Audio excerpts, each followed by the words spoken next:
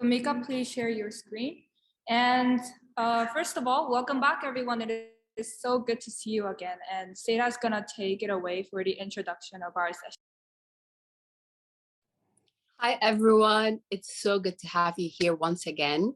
The day that we've all been waiting for has came, and I would really love to congratulate everyone here because you guys broke all of the obstacles you've faced so far regarding whether the data has not been accessible or just you wishing to tell your story and how your life has been impacted by the COVID-19. The first thing that I would like to say is, congratulations, you've been here. You had the opportunity to share your story once again. People are going to be amazed by all of the things and all of the truth you've been revealing. I'm gonna be leading this and giving the floor to the media and design team.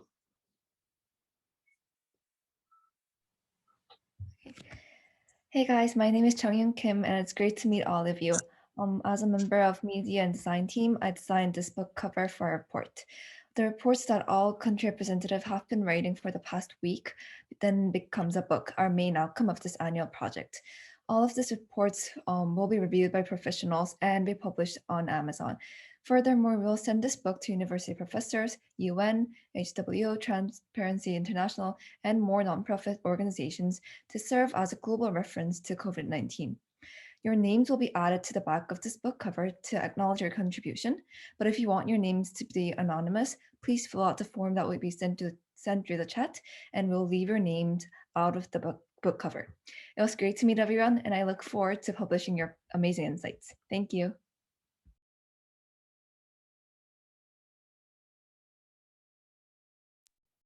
Thank you, Chongyun, for designing this amazing book cover. And now that you have written the report, you are now going to present your COVID-19 stories to the world. Next slide, please. Okay. We didn't want technological issues to lag our schedule, so Vamika will be sharing the screen throughout the presentation. So don't worry too much about going to the next slide, because you can simply say, next slide, please, when you want to move on to the next slide, just what I did. So you will be given a maximum of 5 minutes, plus minus 2. So if you have any questions or concerns, you can just type it into the chat or just unmute your mic right now. Is there any questions? If not, I'll move on. Okay.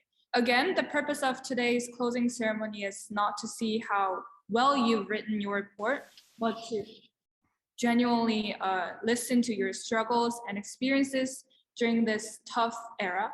So to remind you, during today's presentation, the main things to present are, first, the brief geographical location of your country.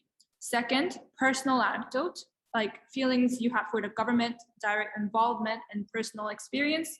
And lastly, hope as a youth. If you go on to the next slide. Okay, so the order of the presentation is sent through the email prior to disclosure session. But just to remind you, Vietnam will start off at right now. And then after that, South Korea, Australia, Bhutan, China, Greece, and India, they're gonna take over the first half. And then we're gonna have a 10-minute break so that you can, for those who haven't present, can just prepare and relax and reflect on the presentations that have been done before. And after the 10-minute break, we're gonna come back, turn on our cameras, and we will start right away. Millie taking the lead. We will start from Indonesia, Iran, Philippines, Thailand, UAE, Serbia, and Japan. So if you are unavailable during these time slots, you can just privately chat to me, and then we will quickly rearrange those times. If not, we will move on.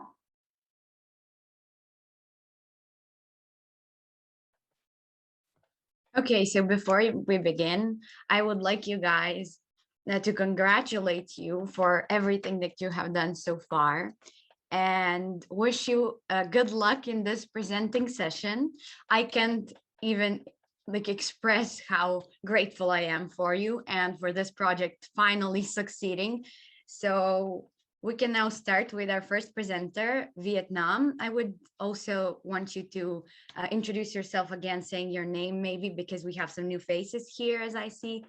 So after that, you can start whenever you're ready.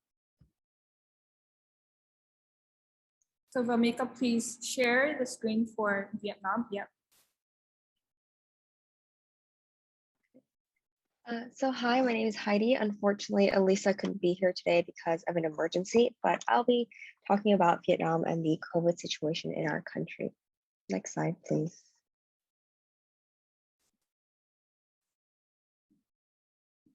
So to start off with some geographical information, that's where Vietnam is located. We are located in Southeast Asia. And this is a map of our country. I live in Hanoi and Elisa lives in Ho Chi Minh City. So to start with some personal anecdotes, I'll be covering Elisa's section as well since she couldn't be here today. So in terms of government performance, both of us felt that there were good regulations in terms of lockdowns and ordering vaccines. And we also have permits as of right now, permits for going outside and online ordering and ordering time limits. However, we do believe that there could have been stricter regulations as some people did fake permits in order to go outside. And this had a negative impact on people's health, both mental and physical. In terms of government support, at least in Ho Chi Minh City, 1.5 million VND was given to citizens and those in need as financial help. Next slide, please. So with direct involvement, this was Elisa's section because I did not have any direct involvement with COVID-19 and being infected with COVID-19. For her, she had 11 relatives infected with the virus as of August 2021. Symptoms included continual fever, headache, coughing, body aches, and difficulty breathing for severe cases. And in terms of self-care, they were slept a lot. They were prescribed medicines such as vitamins and zinc. They had to check their oxygen levels, and for serious cases, they had to take antibiotics and practice breathing methods. So in terms of personal experience, so Elisa goes to school in Thailand. So she had more than 4 months of home quarantine and 5 weeks for traveling between the countries. For her, particularly, it was a hard time, especially because Ho Chi Minh is doing a lot worse than Hanoi is right now. During her time in quarantine, she watched YouTube videos, exercised, learned to dance, yoga, and learned to play the electric keyboard, as well as online schooling. And for her, it had a significant impact on her mental health. For me, I had more than 2 months of very strict lockdown where I was, and I'm still not able to go outside. For me personally, it's been a little hard, but it hasn't been too bad. I've just spent my time watching Netflix, calling friends, and involving myself in online organizations and studying. And I felt tired, but just a little burnt out. Thankfully, I had a better experience compared to Lisa, just based on our situations in our different cities. Okay. For our corruption index, we scored a 36 and we're ranked 104th out of all the countries, which is on the lower end. And while I do believe that this is a valid measurement, I still believe that the government was transparent in their information regarding COVID-19. So a quick overview of the health cases. This is as of September 1st, I believe. We had 473,430 infections, 11,868 deaths, which gives a 97.5% rate of survival. And the availability of vaccines was 2.73% have been fully vaccinated and 15.03% have been partially vaccinated.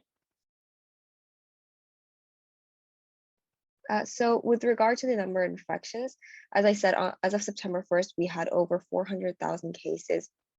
However, just 6 months prior in March, we had 2,482 cases. And in June, we only had 19,043 cases, which only shows how rapidly the number of infections increased. In terms of government control, there have been strict lockdown procedures and you need a permit in order to go anywhere. The government has started vaccinating people. Military personnel and police are also involved in ensuring people follow COVID procedures, and there is also a mask mandate in the country. Next slide, please. Okay, so with the number of deaths, as I said, we have 11,000 deaths so far, but in March we only had 49, and in June we only had 35. Again, with the number of infections, our government control is pretty similar, just trying to have strict lockdown measures and vaccinating individuals to decrease the severity of the virus. Next slide, please. So availability of vaccines. Right now, the three main vaccines that Vietnam have had are COVAX, AstraZeneca, and Pfizer. And totally, we've had around 100 million vaccines. As I said, around 3% are fully vaccinated and 15% are partially vaccinated. And the policy right now is giving priority to medical personnel, military, and police force, as they're also in charge of helping prevent the vaccine, and residents in areas that have been hit hardest by the pandemic. Okay, so I'll move on to the economic data. Can we move to the next slide, please? So in Vietnam, the GDP has continued to grow, and in the second quarter of 2021, it even grew by 6.61%. And even at its lowest GDP growth, we grew by 0.39% in the second quarter of 2020. The Gini coefficient has remained stable and actually decreased from 0.423 to 0.373 from 2019 to 2020, which shows that the income inequality between classes has actually decreased during this time. In terms of unemployment, we have not exceeded 3% since 2020 onwards. And the overall unemployment rate right now is 2.62%, which is a little higher than it was before, but it isn't too bad. The labor force participation rate right now is 68.5%, and the men's labor force participation rate is around 10 percentage points higher than women's. The fact that there's a discrepancy between the labor force participation and unemployment rate suggests that there are people who have given up looking for work, as the unemployment rate only measures people who are seeking work at the time. Next slide, please. So in terms of impact on medical workers, around 12,000 medical workers overall have been dispatched to areas in South Vietnam, including Ho Chi Minh City. Many have had to split their work across numerous shifts, have to wear protective gear for hours, short breaks, infrequent meals, and an official also claimed that they have been pushed to 500% of their maximum capacity. In terms of support, 1 million VND has been given to each healthcare worker, and an additional 2 million for those deployed in southern Vietnam. And they have emphasized the need for better policies, but they have been yet to be implemented. Okay. On students, while there have been students that have been able to go through online learning, this wasn't the case for many schools. And students there are a lot of important knowledge that they have missed, and different problems such as internet cuts, lack of motivation, and no control from teachers, and underprivileged groups did not have access to online learning. Next slide, please. So the impact on firms. So there were several problems regarding finance and product consumption. The supply chain was seriously affected. I believe right now coffee is being seriously affected. Foreign direct investment business and 87.9% of businesses claim to have been heavily or negatively influenced. And the proportion of businesses affected are real estate, 100%, media and communication, 97%, and agriculture and fishery, 95%. The labor cut down reaches up to 30% of the original labor in the business, and 25% of businesses were predicted to have their revenues decreased by 20% or more. Next slide, please. So in terms of restaurants, the government has supported them by 3 million VND per business if the business had business license. Owners and workers of restaurants also could stop paying for the contributory pension fund if their business or work has been stopped for 14 days or more. There is a drastic decrease in income levels, and a lot of labor, some businesses had labor reductions of 15% or more. And on retailers, consumption increased drastically as people stayed at home. The number of people going to the Hadong Big C supermarket increased by 30% in the night of July 14th. Necessity products such as food is not so heavily affected, while electronic product sales, which play a very important role in Vietnam's economy, was heavily reduced, and unemployment was not too serious, but may have infected workers. So as the youth, next slide, please.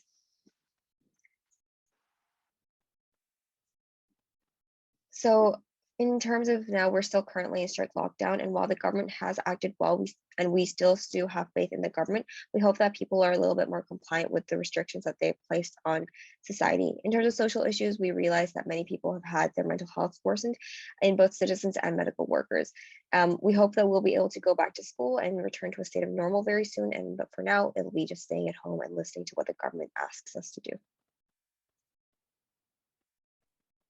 Thank you, Heidi. That was a very comprehensible presentation. You covered everything there was, so it was great. Give her an applause because that was a great presentation. And without further ado, we can go to our next participant, which is South Korea. So you guys can also say your name once again, and I will leave the floor to you. Good afternoon, fellow representatives. We're Haeji Kim and Mi Jung Kong from South Korea.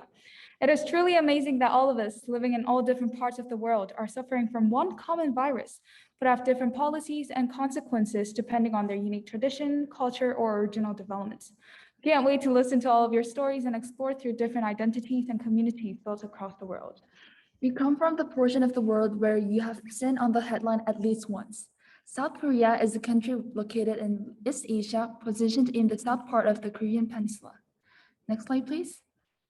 From the start of the pandemic, the global community has raved South Korea about its prominent responses and effects on flattening the curve.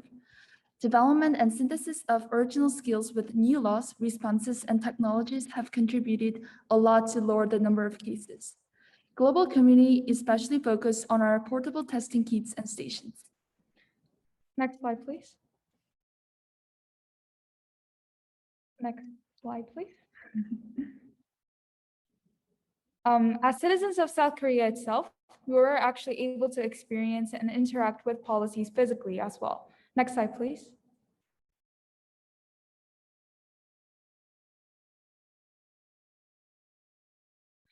In the perspective of students, as both of the representatives, including a few colleagues, believe that the moderate balance between respect of human rights, insurance of health and security, as well as activities were maintained efficiently, we believe the government did a fairly good job in handling the number of cases in South Korea. Just by roaming around the streets, lots of testing stations can be seen. Accessibility of the station enables citizens to get tested if they have suspected symptoms. Not only that, notifications that show updated mitigation policies have been giving citizens crucial information and advice.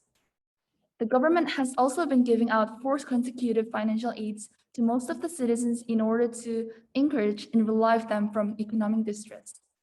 Following the 5th financial aid from September 6th, it can be seen that authorities are considering citizens' situations as well as financial barriers they are encountering due to the pandemic. Still, however, citizens were blaming the government for being reluctant to lock down the border. Geographically, South Korea is a neighboring country of China where patient 0 was first detected.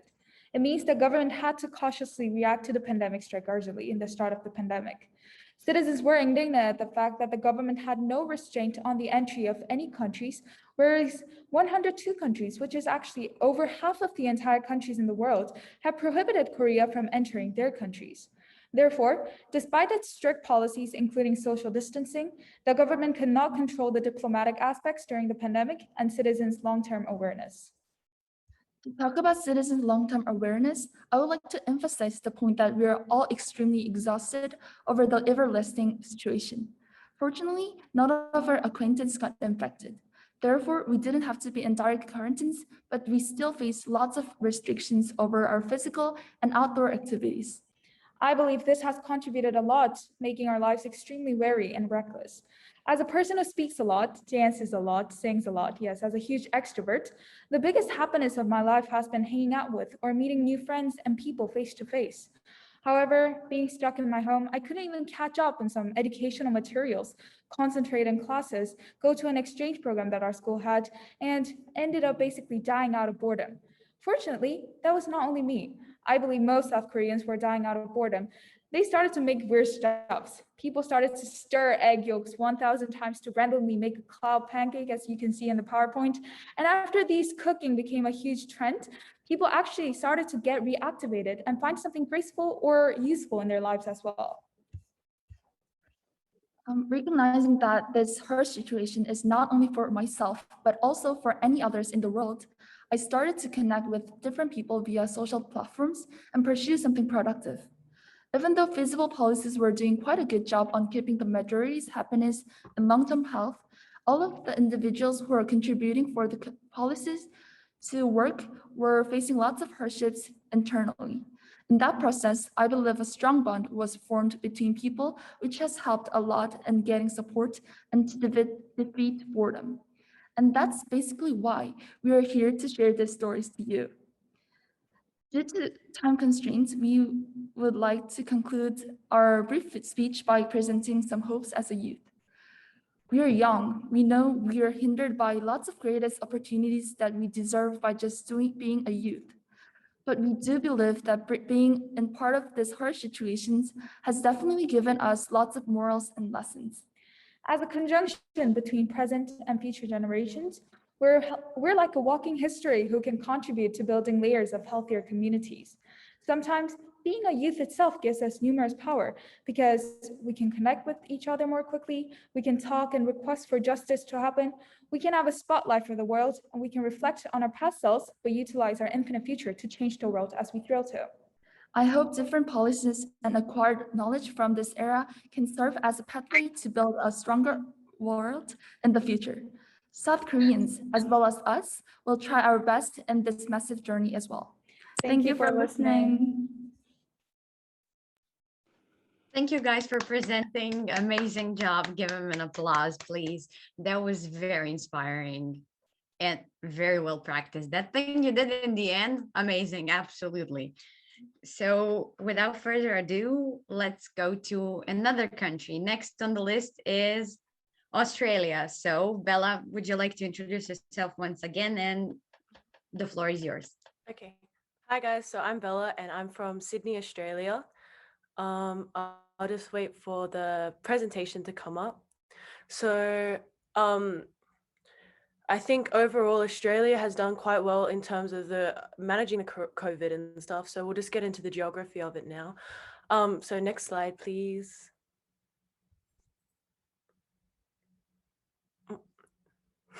Next slide, please. Thank you. Can we go back again? Can we go back? So pretty much Australia, one of the lucky parts that Australia had is that we're a very large country with a very low population. We have about a 3 person per square kilometer population density in Australia, which is very different from the US, which is around 26 people per square kilometer. And we are a continent in and of ourselves, but we are part of Australasia / Oceania, and we're in the far east of the world. So next slide, please. So we'll start off with the personal anecdote, and as I'm the only member for our team, I will be my personal anecdote. So these are the feelings I had for our government. So in terms of government performance, we have two systems of government in Australia, both a state and a federal level government, and they were varied throughout the pandemic. Towards the start of the pandemic, most people would view how these governments behaved as better, but as time goes on and as we've moved into 2021 and we've had the outbreak of the Delta variant, the government's performance has degraded and they have been viewed much poorer by most people in society. So suggestions for the federal government, one would suggest that they may become more involved in the handling of the pandemic, as they have kind of left the whole situation to the state governments, which has created a sort of dyssynergy between the different states in Australia.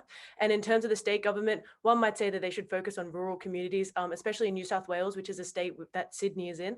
The state government tends to not pay attention to these rural communities, and then they end up being ravaged by corona and they end up in a much worse position than the larger cities.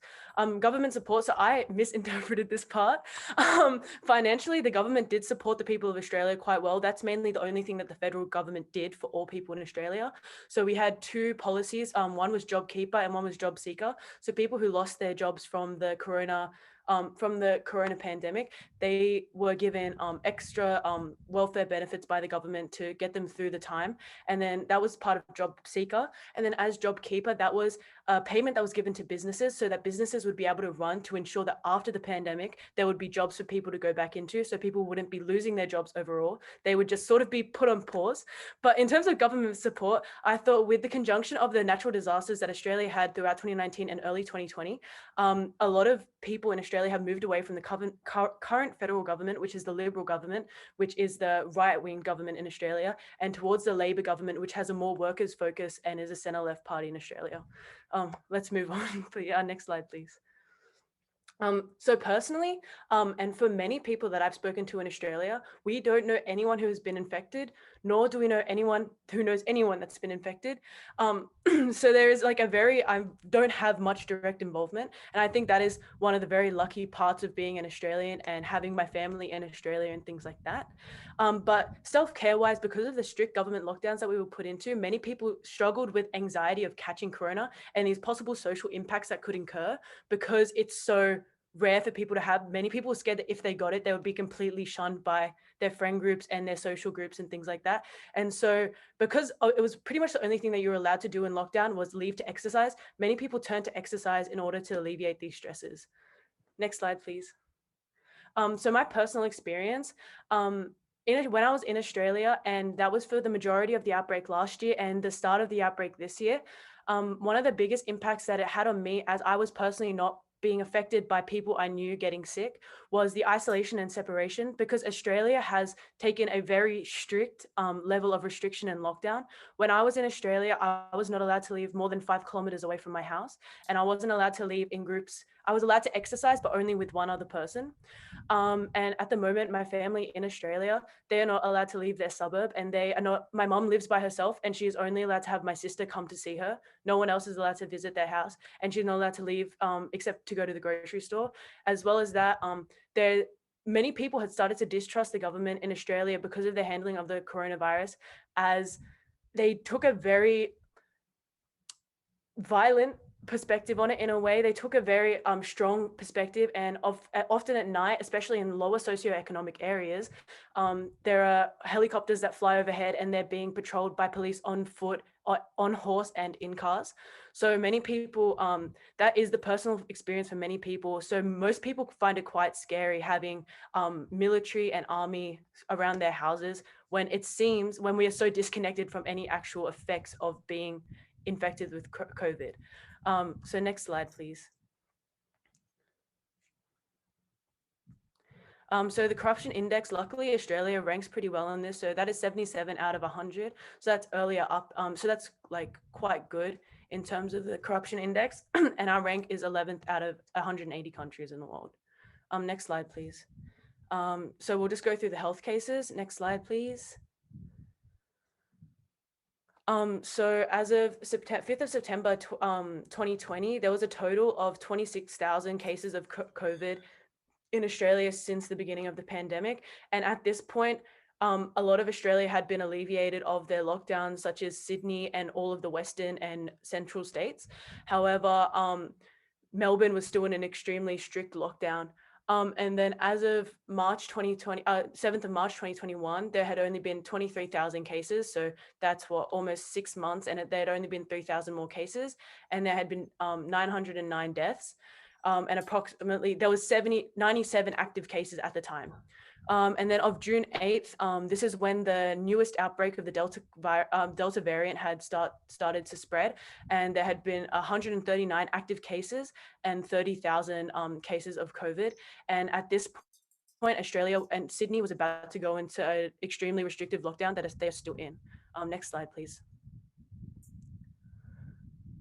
So this is just the deaths. So by September, there had been 748 deaths in total since March of 2020. And then of March of this year, there had been 909 deaths.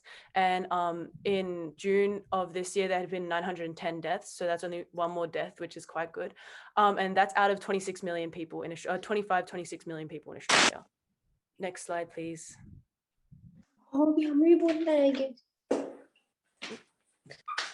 So numbers of survivors, most people survived, and we stayed around a 97 to 96% survival rate throughout the dates given.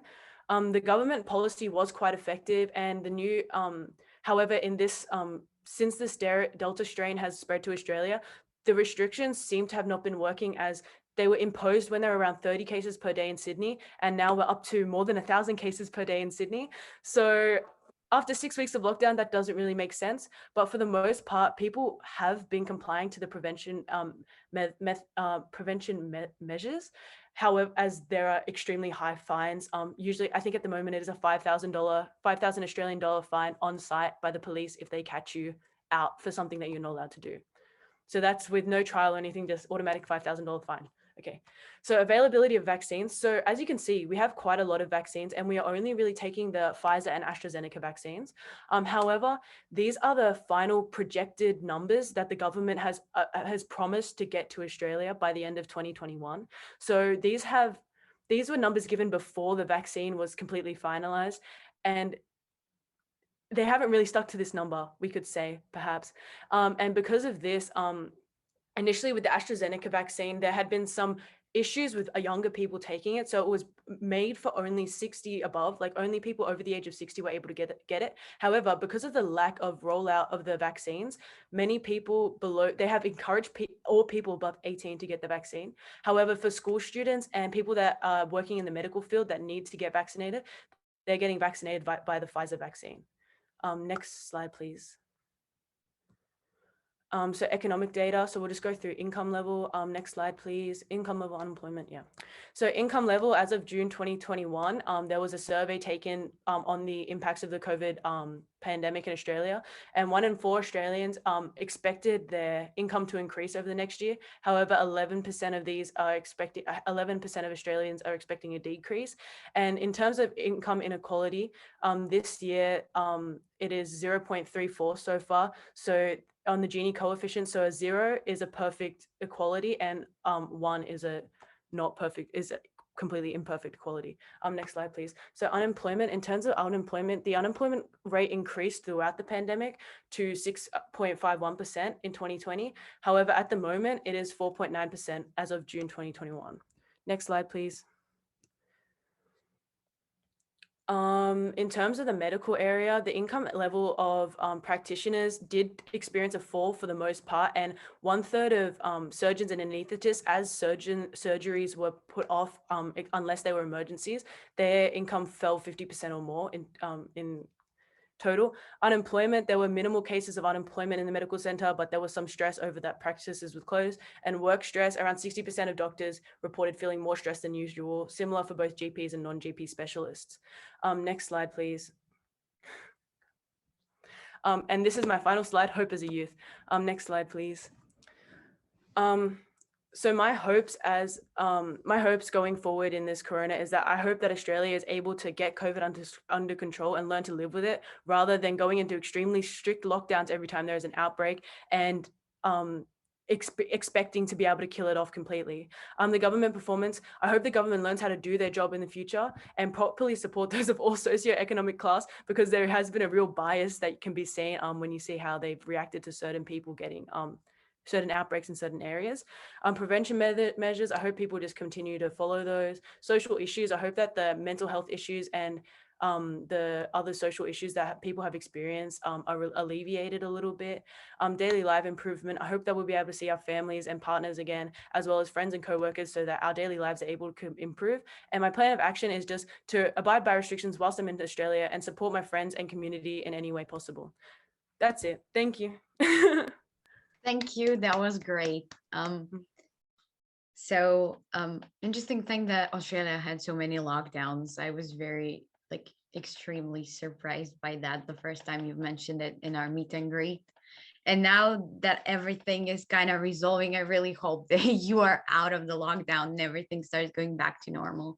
So now we can continue on to our next participants from Bhutan. So whenever you're ready, please introduce yourself and start the presentation. Hi, I wasn't there in the last meeting, so it's my first time introducing myself. I am Namita and I'm from Bhutan. Tiki. Hi, I'm Tiki from Bhutan. And we had two more representatives in our team, and we were a team of 4. However, the 2 of them could not join us today because of their personal work. And also on a side note, we have manipulated the presentation in some ways because we could not find all of the information because minimal research has been done in Bhutan, and just wanted to give a heads up. So next slide, please. Next slide. Thank you. So Bhutan is a very small country, a landlocked country located in the southern foothills of the Himalayas, and it shares borders with India to the south and with China to the north.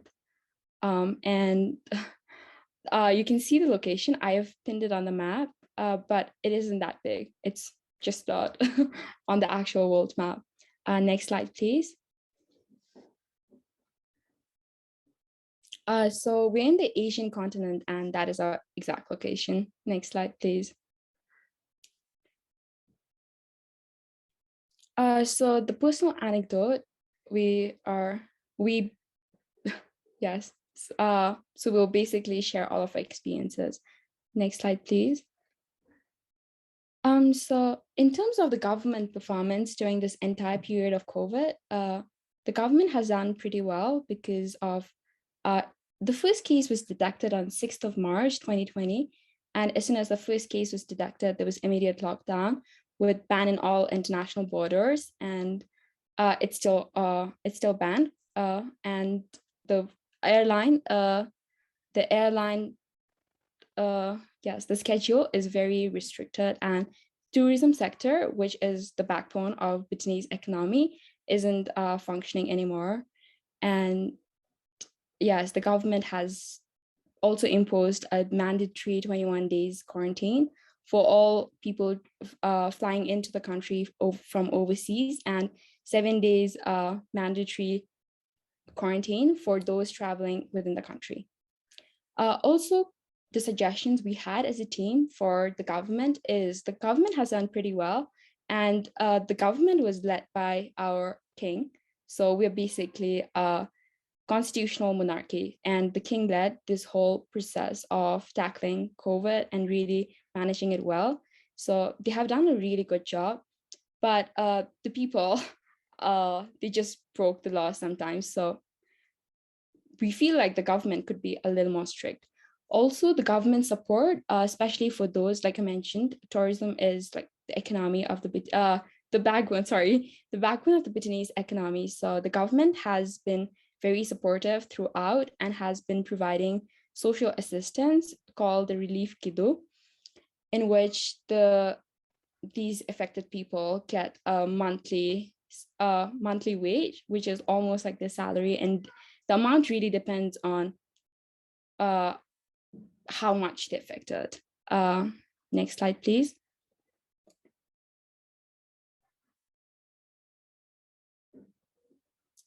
So direct involvement, none of the representatives, none of families have been infected with COVID.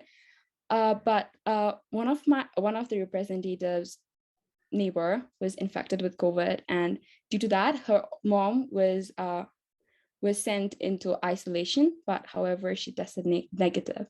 And the self-care is, we've been following the protocols of COVID to the best of our abilities, but there have been some breach, and also because of that breach, sometimes there were some community transfer cases, and we forgot to include this, but some mental health aid or guidance have also been provided by different NGOs and also the government. So on a general level, it's been pretty good. Next slide, please.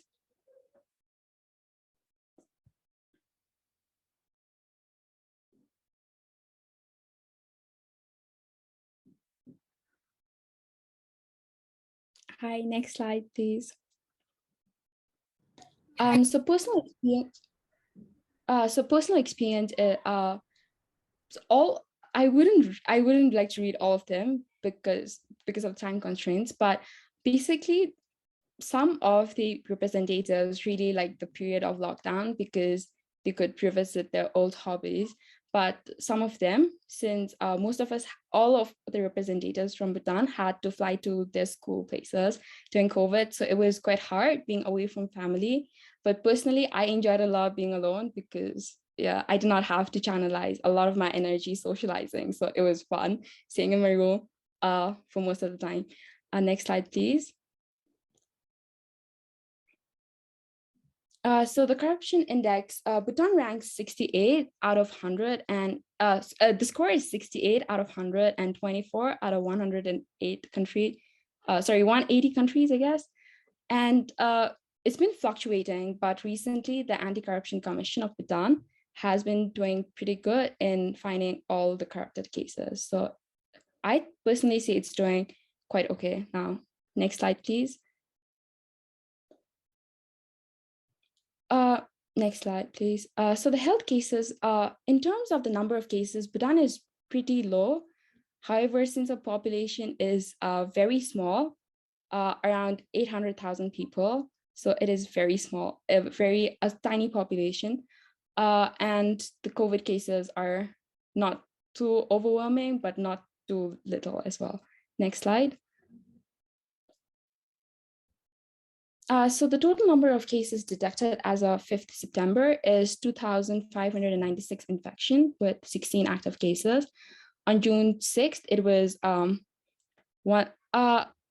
6th was 1,687 total cases, and on March 7 was 868. So in terms of the number of cases, like I mentioned, it's doing pretty well. The numbers are very little, and the government has a big part to play in controlling the numbers with all the tracing they do through this app called Drug Tracing, the mandatory quarantine for all people coming into the country or traveling within the country. And I'd also like to emphasize that there have been like certain group of people who are called Desups in Bhutan, or they are guardians of peace, and they really help to ensure the people follow the COVID-19 protocol. So it's doing pretty well. Next slide, please.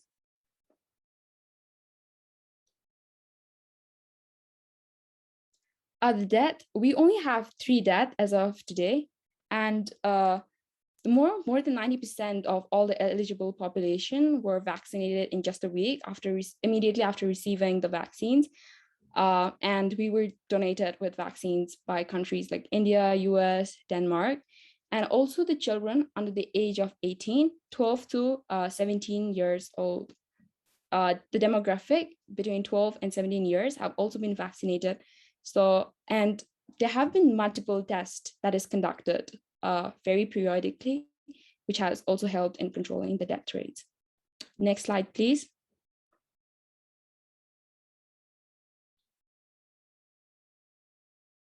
Hi, next slide, please. Okay, the survival rate. So as we have seen, the death rate is very low. So the survival rate is about 99%, and it has all been because of the government's effort. And I've been emphasizing this throughout because that is actually, in fact, the reality. And it is all because they were really good and they took early action, so which has really helped them, which has really helped Bhutan have a good survival rate. And yes, next slide, please. So the availability of vaccines, there are 4 types of vaccines that are currently available. That is Moderna, AstraZeneca, Pfizer, and Sinopharm. And the amount of Pfizer vaccine is the least, I'd say, from all of the vaccines available, and it's only given to children under the age of 18 flying overseas, or those in like the southern borders, which are also high risk areas. I'm very sorry I took majority of the presentation, but we'd like to go to Hope as Youth. So could we directly go to Hope as Youth, and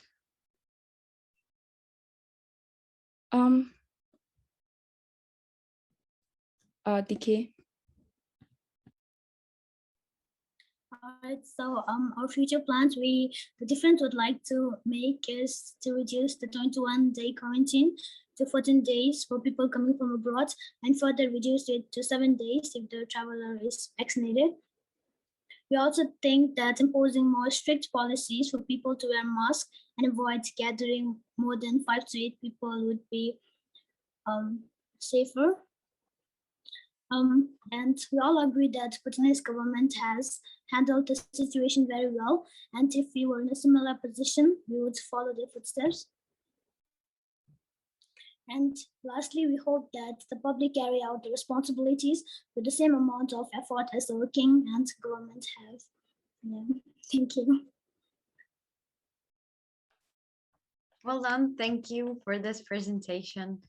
It's interesting that a small country like Bhutan did such a good job and like put everybody in quarantine, although the population is so small. So I'm glad that you guys are hanging in there. So without further ado, once again, we start with a new participant, this time from China. So introduce yourselves and feel free to start whenever. So hi everyone, I'm the representative of China, Xu Yizhang. Okay, I will wait for the slide. Okay, so first of all, I would like to briefly talk about China's geography info. So China is the fourth largest country in the world. It's located in the East Asia. Neighboring countries are Russia, Mongolia, North Korea, and Vietnam. So everyone as an individual, we all have gone through different emotions and feelings during the pandemic situation. It might be positive or negative. So here I am to talk about some of my personal experiences during this special time. Next slide, please. So what I felt about the Chinese government's performances are mainly positive.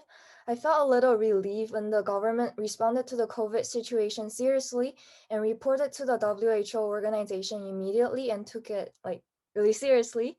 So Wuhan, the city where COVID was being discovered, was being in a lockdown to stop the spread of the virus as much as possible. And many medical faculties from all over the country was self-volunteering to go to Wuhan for help and support. Through nearly 2 months of efforts, the confirmed cases was gradually decreasing, and then the pandemic situation in China has started to get normalized. Meanwhile, the Chinese citizens have received financial support from the government during the pandemic. The government helped the workers as a group to return back to their jobs by correlating with several other departments. Small businesses are exempted from the payment of social insurances. And lastly, they are providing online employment training for the new workers who's just about to graduate from universities. But one thing I found that kind of concerned me was that as the pandemic situation started to become normalized, a large group of people started to no longer wear masks in public, even though the vaccination is in progress and ongoing. But I still suggest that before the immunity community has fully developed, the citizens should still wear masks in public for prevention. And next slide, please. Yeah, follow up some of my individual experiences during the pandemic. Luckily, neither me or my family or my friends was being infected by COVID. But mentally, when COVID first started, I was suffocating a lot during this situation.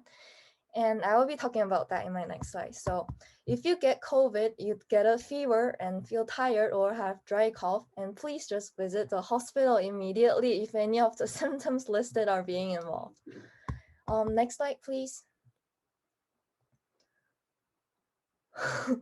Okay, good. So here's a quote that I wrote. Will I ever be able to visit Beijing, my hometown, for one more time before I graduate HS in South Korea? Because the last time I went back to my home and visit my dad as well as my family was like 2 years ago. So I am really questioning about that question. And one of the events that happened during the pandemic situation was that around June in 2020, I have lost one of my best friends. What I mean by lost is not like she passed away. What I mean by lost is that our friendship ended unexpectedly. So we were so close that in school, when I'm like texting her and stuff, all of my other friends were like, "Oh, are you in a relationship? Do you have a boyfriend? Because I was smiling really happily. And spending time and also hanging out with her has just made me feel really happy. And I really wish the time would froze when I'm spending time with her. But COVID, lack of face-to-face communication, misunderstanding, and the involvement of some complicated friendship issues with someone else has separated us apart. So if you let me describe my current friendship with her, I would say strangers with memories. There was a long period of time where I felt really lost and burned out after our friendship ended, and I was feeling stuck for so long that one day I had this feeling of like, since everything sucks this much, okay, why not do something a bit positive? So personally, I'm an athlete and I started to exercise more during the summer and I lose weight for a better body image. And I started to study so hard, try to sleep early every night and change the bad habitual problems that I had. And all of these were like high concentration activities that I cannot think of anything else while like fully focusing on them. So that's how it gradually started to drag me out of this little sadness and depression feelings. So lastly, I would like to talk about some of the hope as a youth. So even though the story was quite sad, but I still want to have a good future. So I hope that everyone will still try to wear a mask in public areas, even though the immunity environment is like developing. And also, meanwhile, I hope the government would still continue the vaccination progress until the immunity community is formed. And individually, I hope global COVID will disappear as soon as possible because I really want to go to the Great 9 Canada exchange trip. And socially, I hope that I will get more opportunities to have face-to-face communications with like, other friends. And for daily life, I wish I can start to notice one small positive thing that happened in my life every day. And lastly, for my plan of action is let's just be a really good kid. Let's don't go partying and bars, and we are not really supposed to. So yeah, and that's the end of my presentation. Thank you. That was an amazing presentation. Well done. And frankly, I am so glad to hear that you're recovering and doing better right now. And I feel like it's so devastating to hear that people got separated because of COVID, because technically we all did, and we all lost some friendships and kind of got separated from our family members for a short or a longer period of time, like yourself. So I'm glad that the situation is finally getting better and that you are doing good. So now we can continue on. We have 2 more countries left before the break, so hang in there. So we can continue on with our participant from Greece. Feel free to introduce yourself and start whenever you want. Thank you very much, Millie. So we've been to Asia, we've been to Australia, so let's go back to Europe. Actually, let's go to Europe because we haven't been in Europe. And let's go to Europe, let's go to the Balkans, let's go to Greece. My country, my name is Ari, and I'll be representing Greece.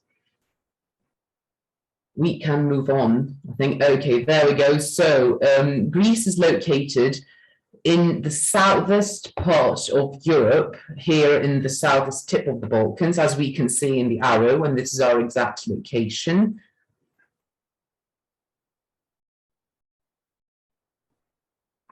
So let's start off with the personal anecdote, and it's actually my personal anecdote because I was the only member of the team. So I think that the government did really well in 2020. Like, lockdown was implemented immediately. The borders were closed for a really long time, and actually the cases were almost zero in the spring of 2020. However, in 2021, early 2021, and throughout 2021, the cases rose again, unfortunately. So I think the government could have been more cautious in lifting the restrictions. And as far as governmental support is concerned, every citizen who either lost his job or was put off, was furloughed, he couldn't work, he stayed home because he couldn't work because his job had to do with tourism, received a small amount of money. So pretty much everybody received support. However, this was In some cases, this was not adequate. So moving on. So personally, I didn't get infected. However, this is actually quite random because here in Greece, as is the case for many countries, lots of people got infected. Like really close friends of mine got infected, friends of my parents, classmates of mine, teachers. Like I know lots and lots of people who got infected. So one of them is my aunt. She hadn't been vaccinated at the time because this happened more than 6 months ago, and she was almost asymptomatic, which was quite surprising. She only experienced lots of smell, taste, and she was also a bit tired. She experienced fatigue, and she actually stayed at home taking medications, was seen by a doctor until she recovered, and she's now well. So moving on.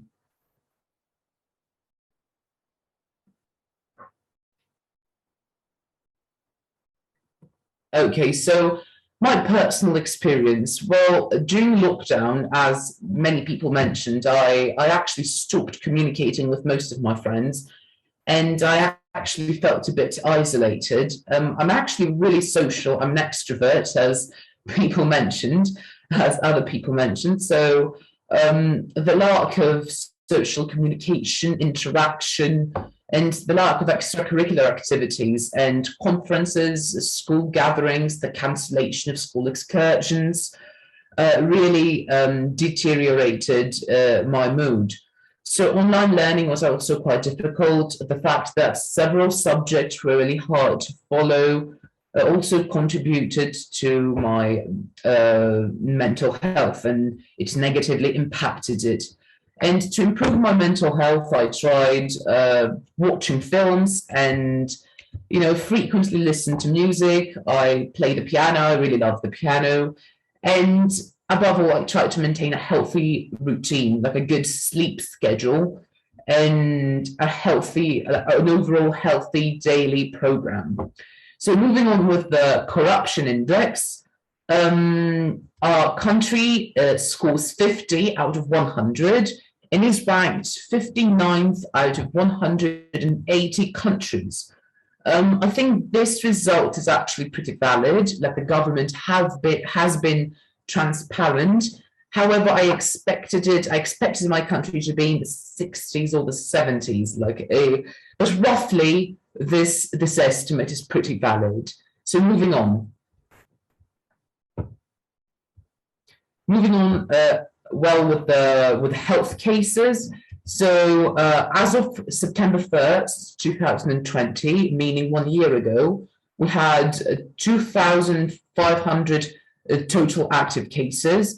Then 6 months ago, we had 18,000 cases and active. I'm talking about active cases because the number of total cases was not accurate, so I didn't want to have it here.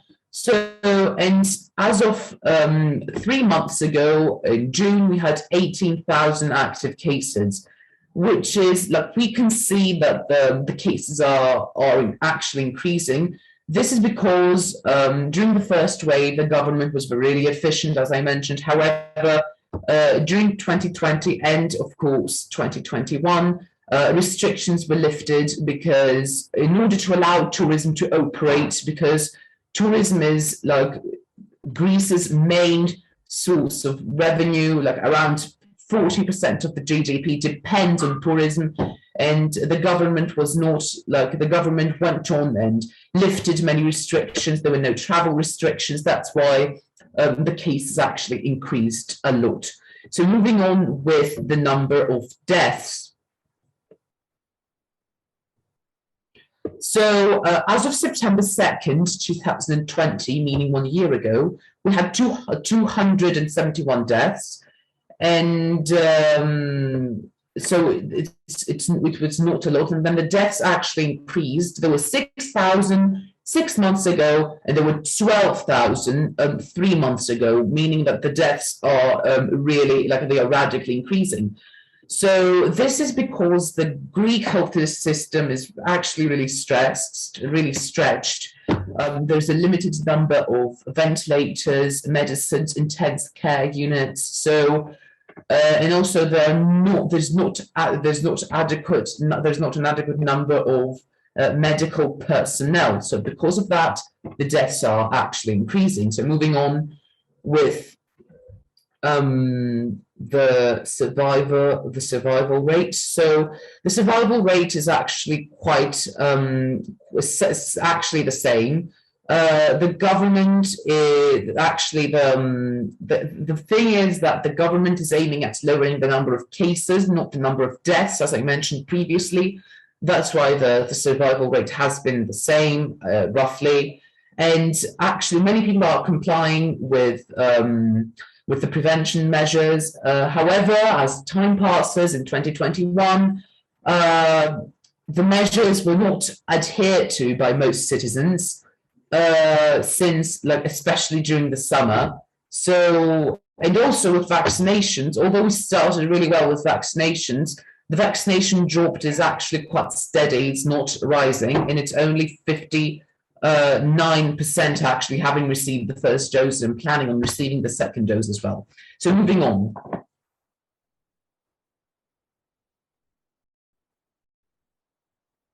Okay, could we please change? Oh, there we go.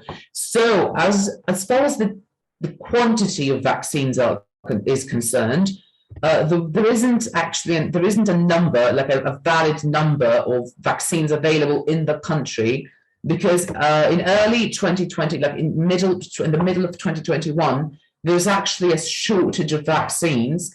However, now Greece has an adequate amount of vaccines. It's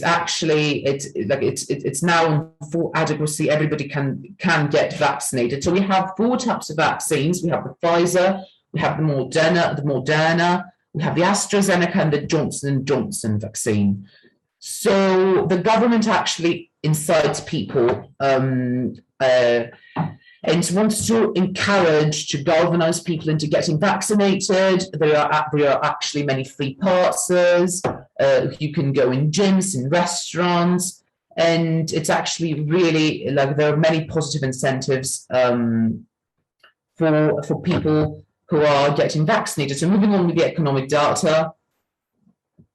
So long story short, Greece was in a horrible economic state. It was in the midst of an economic crisis. The GDP was falling, as you can see in the graph.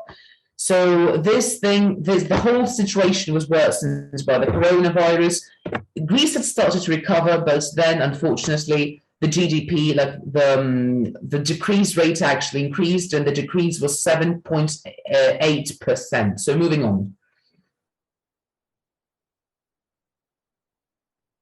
Could we change the slide? Okay, so unemployment. So unemployment, Greece has a large big unemployment rate. However, it's actually decreased during the pandemic, and it was only 16.6. So if we could also change the slide. So medical workers, they experienced a salary increase. However, they were actually exhausted. They were really stressed by the pandemic.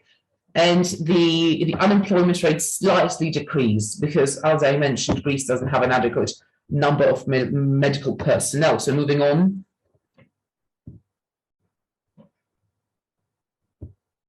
Could we change? Oh, there we go. So school teachers.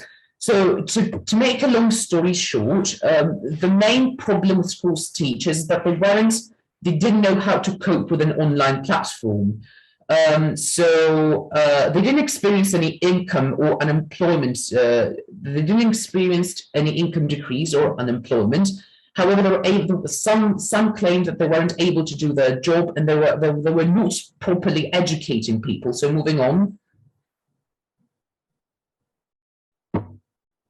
Could we change the slide? Oh, there we go. So students. At the beginning, again, to summarize, online learning was not really successfully implemented in 2020. However, in 2021, it was more successfully implemented. Everything was taken into consideration when a student was assessed. And many people, because Greece, as you have seen in the map, it has lots and lots of islands with small populations. and several villages. And thankfully, the government supported these people in order for them to have access by handing more than 9,000 laptops and electronic devices. So moving on to, I think, restaurants. No, we have firms first. So productivity increased. However, the main issue about Greece is small businesses which experienced a really like a 20% revenue decrease, which was really hard, and also several businesses experienced bankruptcy. So moving on.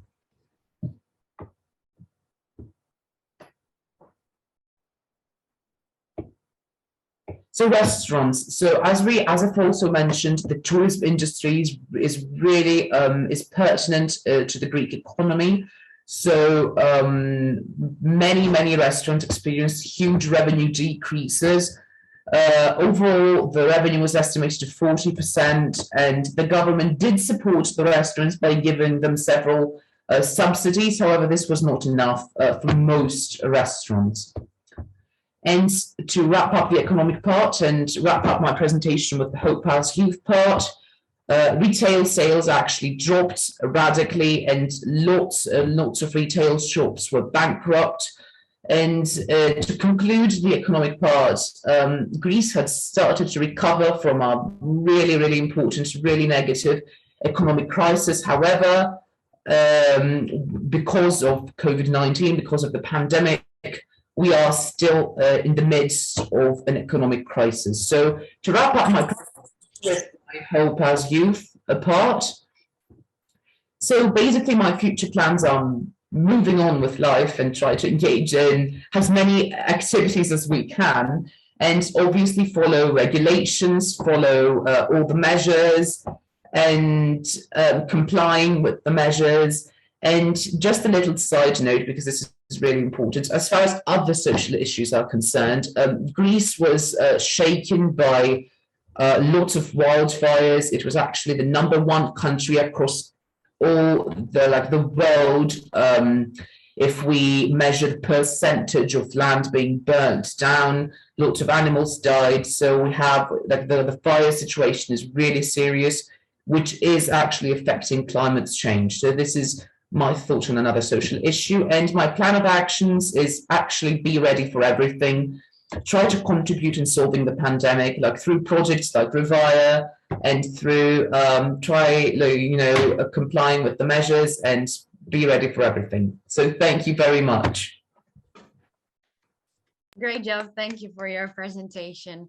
And I have to comment on this because I feel like the situation in Greece is stressful on another level, because you're in the economic crisis and you have to kind of address immediate threats like the wildfires. So all the resources that are pretty limited have to be directed towards that. So you're kind of have to balance somehow whether you're going to spend your money on taking down the wildfires or managing COVID. So like either one is going to suffer. So I feel like that's a pretty serious thing, and I'm glad that you addressed this.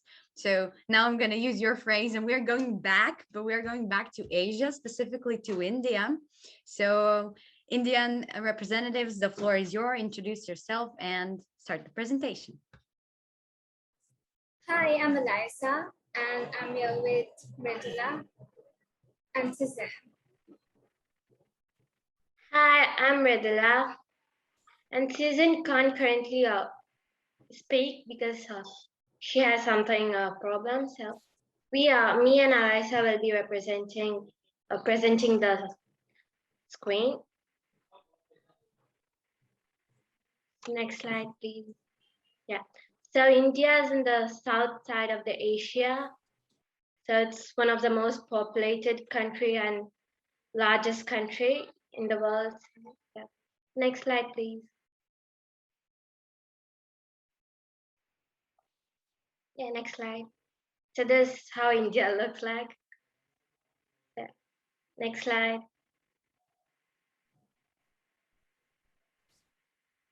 Next slide, please.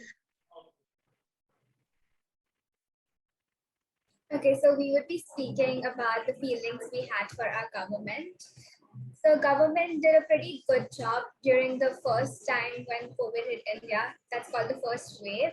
They imposed lockdown and informed people about social distancing and wearing masks.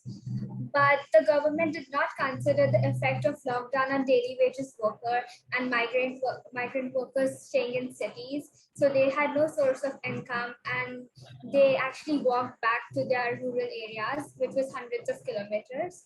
The government did a much better job in the first wave comparison with the second wave as they took things very lightly, which resulted in massive death rates and shortage of medical facilities. So the suggestions we had for the government was, we had the state elections, the state government elections during this COVID period. So the suggestions is maybe we could have been postponed to the events we had for the elections, the kind of like the campaign kind of things.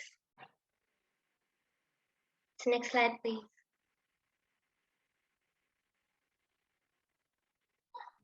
Oh, yeah. So the online schooling wasn't so successful in India because India does have a lot of rural areas and hill stations.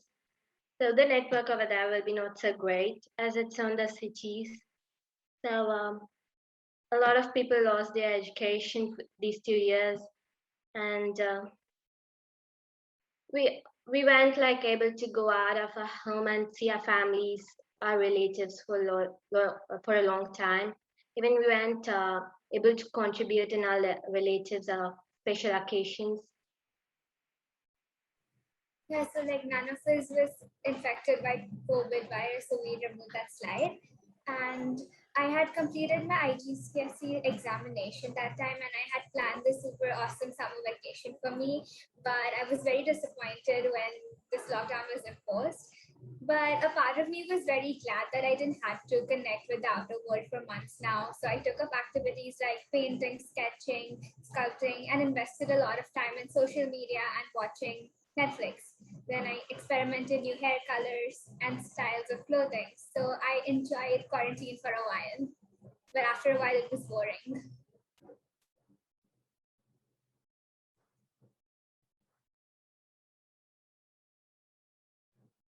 So the score India got in the corruption index was 40, and it ranked 86th out of 100. Next slide, please. Next slide, please. So number of infections, a lot of people were infected in India. So as you can see, in September 5th, 2021, when the first wave of COVID was going on, 6 million people were already infected. And then during March 7th, which was the second wave of COVID, more than 11 million people were infected. And by June 6, 2021, 28 million people were infected.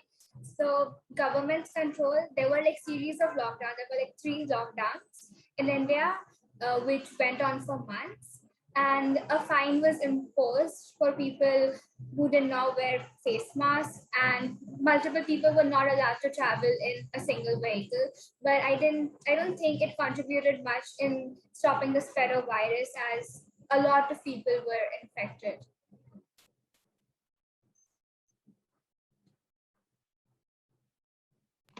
The number of deaths at the beginning was kind of high when compared to the other countries. So about a year ago, it was 70,923 total deaths. And it did decrease like 6 months ago when the first wave kind of drowned kind of thing. So the daily death count was about 100 and 150. So 3 months ago, when the second wave again rised up, and when the peak of the second wave, the death count increased drastically to 349,483 deaths on total. So government had no choice other than educating people about the importance of vaccination to reduce the death count. So next slide, please. Next slide, please.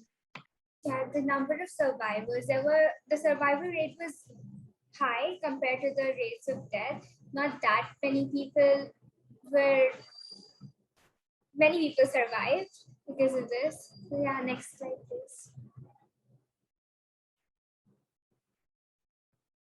So currently they're not vaccinating people under the age of 18. So online school still continues for us. And there are 3 types of vaccine present currently in India. This is Covishield, Covaxin, and Sputnik 5. 2 of these are Indian vaccines and 1 of them is Russian. And yeah, only 11% people are eligible to be fully vaccinated with 2 doses. And in the city of Mumbai, where I currently stay, there is this policy: you can only use public transportation or visit malls or restaurants if you're completely vaccinated and you have a certificate to show that you're fully vaccinated. Otherwise, you cannot still go out of the house if you're not vaccinated. So, yeah, next slide, please.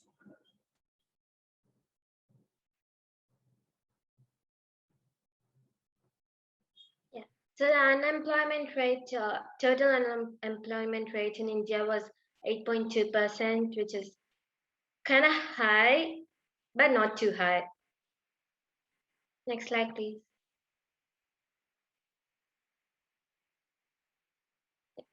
So the medical workers weren't so much impacted with unemployment or with income level, but they did have a lot of stress regarding their work.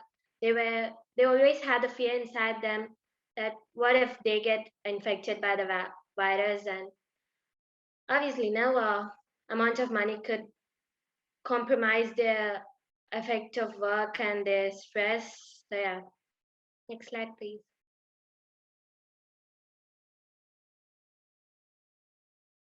So school teachers, as I said before, there are a lot of rural areas and hill stations in India. So a lot of teachers weren't able to contribute themselves to the online schooling, and there were a high amount of unemployment rate in the field of PE, the physical education field, because obviously we're not going to the school till now, and we are not able to, like, India did try to include PE as an online thing, but that wasn't a big success. So yeah, next slide, please.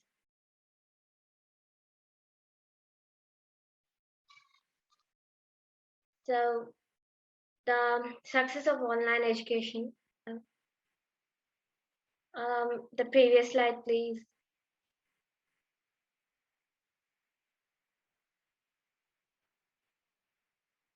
Can I change it to the previous slide? Yeah.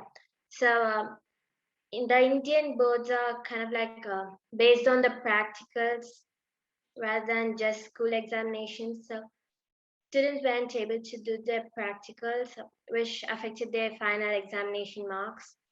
And all the Indian board exams and the IB exams were cancelled. And they took the school assess grades and the marks of the previous year's exams to, like, they took it all in consideration and gave a mark, which wasn't ideal for a lot of students, since almost every kind of student got the same kind of mark, even the student who studies for 8 hours or 10 hours a day, and the student who doesn't study a day at all. So everyone got kind of the same marks. So yeah, the next slide, please.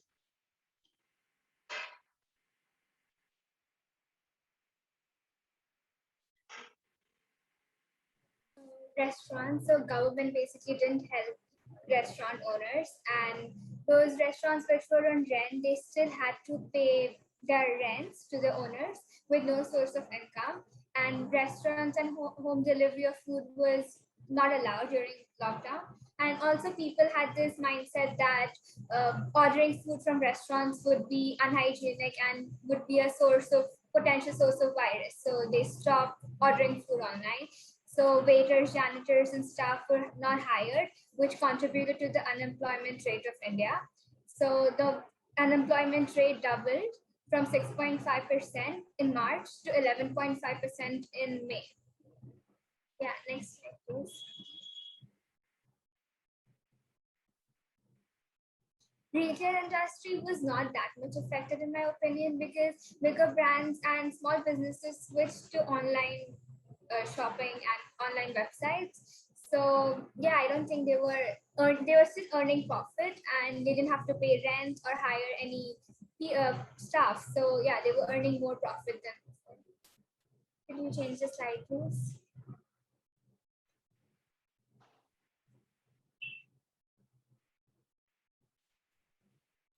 So to wrap up the presentation, hope as you.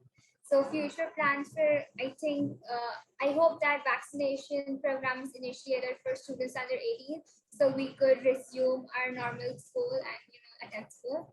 And government performance was good overall, but they should consider the situation of less fortunate people, so like they're not affected a lot. And prevention measures, practicing social distancing and using masks and hand sanitizer without hesitation, because a lot of people in India do not practice hygiene well. So yeah, they should follow that. So the social issues, the major social issue was people did not take corona as much serious as they take anything else. So they did not wear masks or use hand sanitizers at the very beginning phase, which resulted in a high count of cases. And the daily lives improvement is being more hygienic, continuing to use masks, hand sanitizers, and continuing to practice social distancing. And my plan of action would be educating people regarding the importance of mask, sanitizer, social distancing, and educating the people about how dangerous this virus is. Thank you. Thank you. Well done, great presentation. I'm so glad that you kind of put the spotlight on that underlying issue of education, because many people did not have access to that in India. And so that kind of pulled the whole situation of people not wearing the masks and the consequences with COVID. So I'm glad that you guys addressed that and that we now all know that. So we went through half of our participants for today. So I think it's a great time to take a break. So you can go and pour yourself a cup of tea or a glass of water, or just sit here and enjoy the music that we are going to play for next 10 minutes. So feel free to enjoy. Selamat sore semua, or how we say it in Indonesia, it's like that for greetings. As you can see based on the slide, I am the representative of Indonesia. My name is Lily Leticia, and sadly, I'm the only representative. Next slide, please. So what is Indonesia? So Indonesia is it's the largest islands country. It has over more than 17,000 islands. One of the most famous islands in Indonesia that most of you might know is Bali. So please, next slide. Okay, so this is my personal anecdote. For me, the government performance overall, I believe that our government did a good job in handling the number of cases in our country. They did the best they could despite all the obstacles and difficulties our country is facing prior and during the pandemic. Suggestions. At the beginning of the spread of COVID, the antigen/PCR tests were conducted very slowly. There were many and frequent changes in regulations imposed by the government, which led to confusion, especially in the working force. So I guess I would suggest, if this ever happens again, which I hope not, that they wouldn't change so much of the regulations, because us Indonesian has a lot of theories and I guess you can say conspiracies posted on online, and because of that we got lots of hoax and people who are anti-vaccine. So the government support, they provide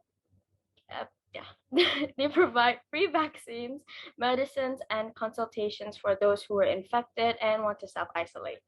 Next slide, please. Okay, so this is my personal experience. So I am a performing artist and the founder of I Exist. So I already started working since 13 years old. And I consent to this because of the quarantine. I had to stop and take a break from working. And I got time to work on my mental health and identity. Next slide, please. Okay, corruption index.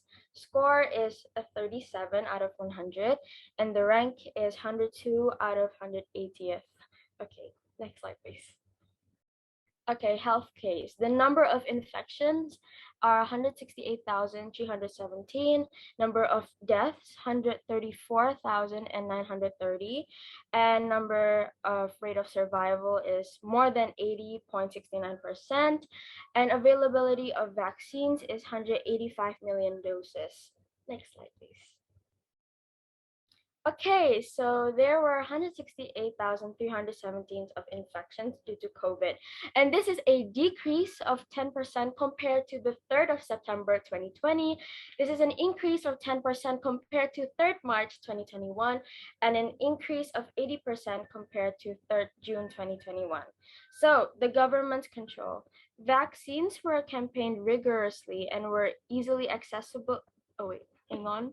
And were easily accessible. Traveling inside the city from city to city were strictly controlled, and the lockdown was instructed red zone. Next slide, please. Okay, number of deaths are 134,930. So this is a 1,000% increase compared to the 3rd September 2020. This is more than 300% increase compared to 3rd March 2021, and this is 160% increase compared to 3rd June 2021. Government's control. The deceased are still properly buried. Hospitals still have beds to treat patients who need intensive treatments, and oxygen tanks were available. Next slide, please. Okay, so there were more than 80.69% survival rate. The effectiveness of government policy. I believe the government effectively implemented policies to minimize the number of deaths in our country. The compliance of prevention measures. As per today, the citizens have complied well with the prevention measures imposed by the government. Next slide, please. Okay, hang on, let me move. Okay. So availability of vaccines, types of vaccines available in, okay, I forgot to put the Indonesia in, but in Indonesia, there was Sinovac, there was 8 million in quantity, AstraZeneca, 16 million, Sinopharm, 8 million, and Moderna, 8 million. So in total, there was 185 million. And scarcity of vaccine, there were none. So thank God. So government policy for vaccinations was 12 years above, social distancing, and mask. Next slide, please. Economic data. So there was an increase. Actually, let's go to the next slide because it will describe better. Okay, so income level. With a baseline projection of 5% of economic growth due to the pandemic, this rate is now only 1 out of 4%. Poverty rate has been predicted to increase more than 9.7% up to 12.4%, implying that an addition of more than 1.3 million of the population will be pushed into poverty. Next slide, please.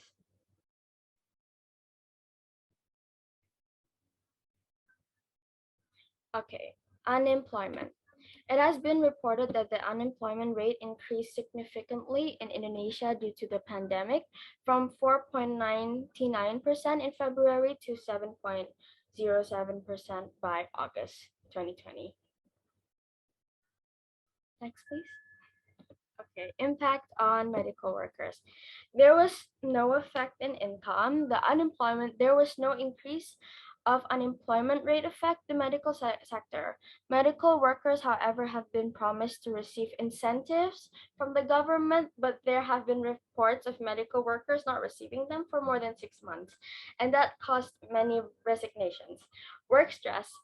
Many cases were reported of medical workers feeling overexhausted, especially at the beginning of the outbreak, when majority of the population refused to wear masks, avoid crowded places, etc. Due to the rigorous hours and stress, their immune system definitely did not function as well as it should, resulting many being affected. Okay. Impact on school teachers, job feelings. Attention of students were very difficult to obtain as well as disciplined. Many teachers were not equipped to teach online. Income level was not affected significantly. Unemployment did not affect the education sector significantly. Next slide, please. Okay, success of online for students. Parents had to work online and at home, resulting to them helping and supervising students, especially the younger ones, to understand the lessons. Education effect. Discipline was very hard to maintain as the teachers were too busy trying to keep students in order rather than the actual lesson. Some schools require parents to supervise their children in homework or reviewing lesson plans. No access to online. Students were expected to have devices and internet connections to attend their online class. The government did provide subsidies for internet quotas for those who cannot afford it. Okay, thank you. But before I finish, I forgot to put the youth, what I hope as a youth. So I hope that the country would stop believing in conspiracies and theories online and stop making it viral, because we are one of the largest netizen in social media. So social media is really important in our country.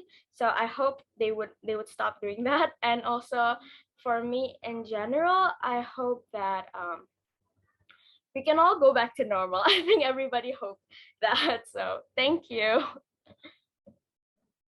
Definitely would agree with everything you said about going back to normal. It was a great presentation. Good job. So now we can go off to our next participants, which are from Iran. So introduce yourself and start the presentation whenever you feel ready.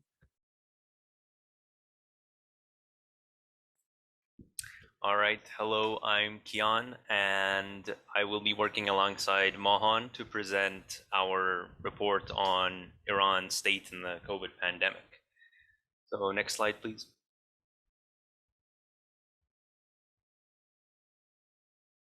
So this will be the personal anecdote section that we'll be talking about. Next slide. Okay, so the feelings that we had for our own government. Me and Mohan discussed a little bit about this, and overall, we can agree that the government performance wasn't really fantastic when it came to controlling the COVID-19 outbreak. This was both the government's fault due to their legislative choices and how they chose to. They took a very long time to make face masks mandatory, for example, and they really didn't want to lock down cities and stuff for a very long time, which I think had a massive effect on the explosive growth of numbers of people inflicted by the coronavirus. There were also financial issues due to economic sanctions placed on Iran by the US, and that also further compounded this issue. I think the best ways the government could have handled something like this was cracking down much more heavily on gatherings. Like, for example, a policy that I know the Netherlands did is that they prevented gatherings of more than 4 or 5 people. And I think something like that would have been really helpful for Iran. Mandating face masks earlier on would also have obviously helped.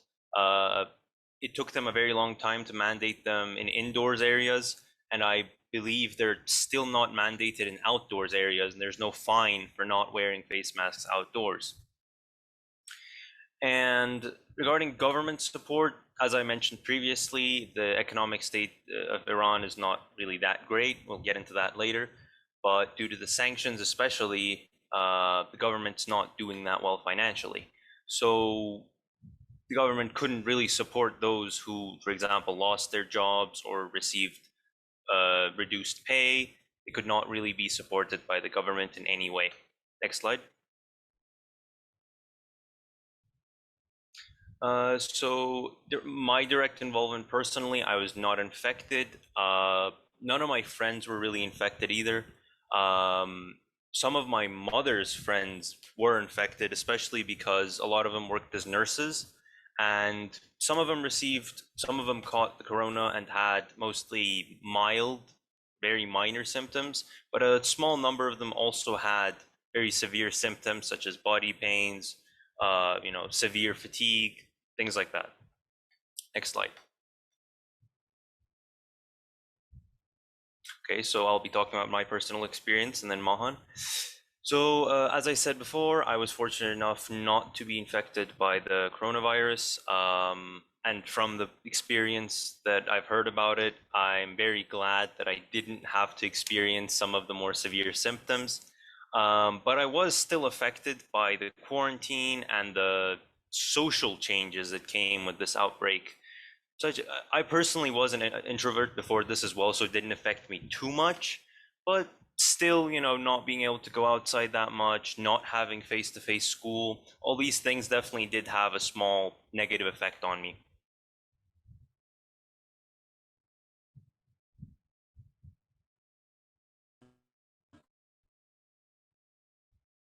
Okay, so can you hear me? I myself, but a lot of people in my extended, at least some of because the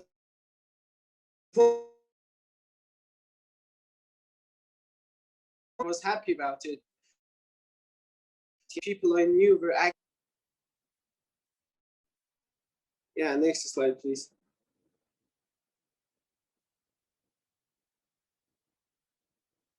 Hello? Yep, okay. So I believe we have the honor of having the lowest score on the corruption index. We're ranked 149th out of 180 countries. I can't comment that much on this score, mainly due to the fact that I haven't been in Iran my whole life. I wasn't even born in Iran. I've spent most of my life in Italy, the Netherlands, and Turkey. But the few years that I have spent here, the general consensus would be that yes, most people would probably think a score like this is valid. Maybe the score might be a little bit higher than this, 30, 35, something like that, but I wouldn't say this score is completely invalid. Next slide.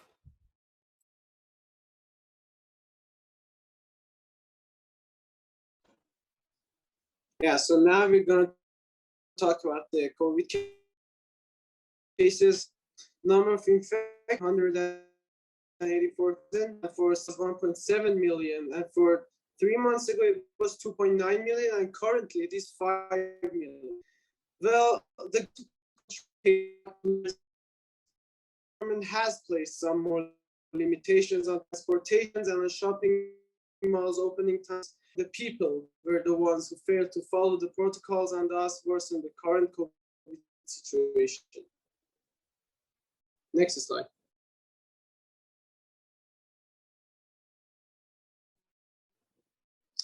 Yes, the number of deaths. The number of deaths last year was 22,000 deaths. 6 months ago, it was 60,000 deaths, and 3 months ago, 80,000. The government provided hospitals with the facilities needed during the first year of the virus, but as the number of cases increased drastically, the government was not able to provide for all patients in hospitals. Some people were not even able to receive the simplest of cares needed, such as chloride serums or enough ICU beds. Basically, the hospitals were full after that time. Next slide, please. Next, you have the number of survivors. Survival rate was 90, and currently it is 98. Effectiveness of government policy, government's lack of knowledge towards the virus during its first year led to a lower survival rate than the next years, because not only they had more knowledge on how to treat the virus, but also provided vaccines and better facilities for paying how to treat the patients now. And then compliance of prevention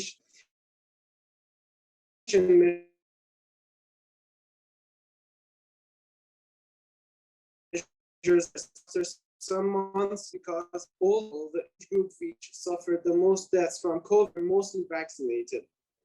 Next slide.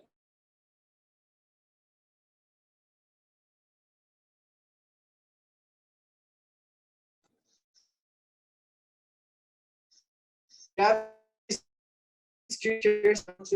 we have Sinopharm, Sputnik, Covaxin, and Coviron Barakat, which is made in Iran. Sinopharm 1.5 spot, 300,000, Covaxin 500,000, and Coviron that is 2 million, which is a total of 7.3 million, which Iran is around 80 million. After the huge increase in the number of cases, the government synthesized its own vaccine known as Coviron Barakat. And then since there were not enough vaccines in the country, they started importing vaccines which were banned before. And government policy for vaccination for people above the age of 50 began a few months ago. A goal needed the most, few months ago for the old people, I mean, the people which needed the most. And many of them have had their second dose already. But younger people were not as lucky because only some small number of them had vaccines. Yeah.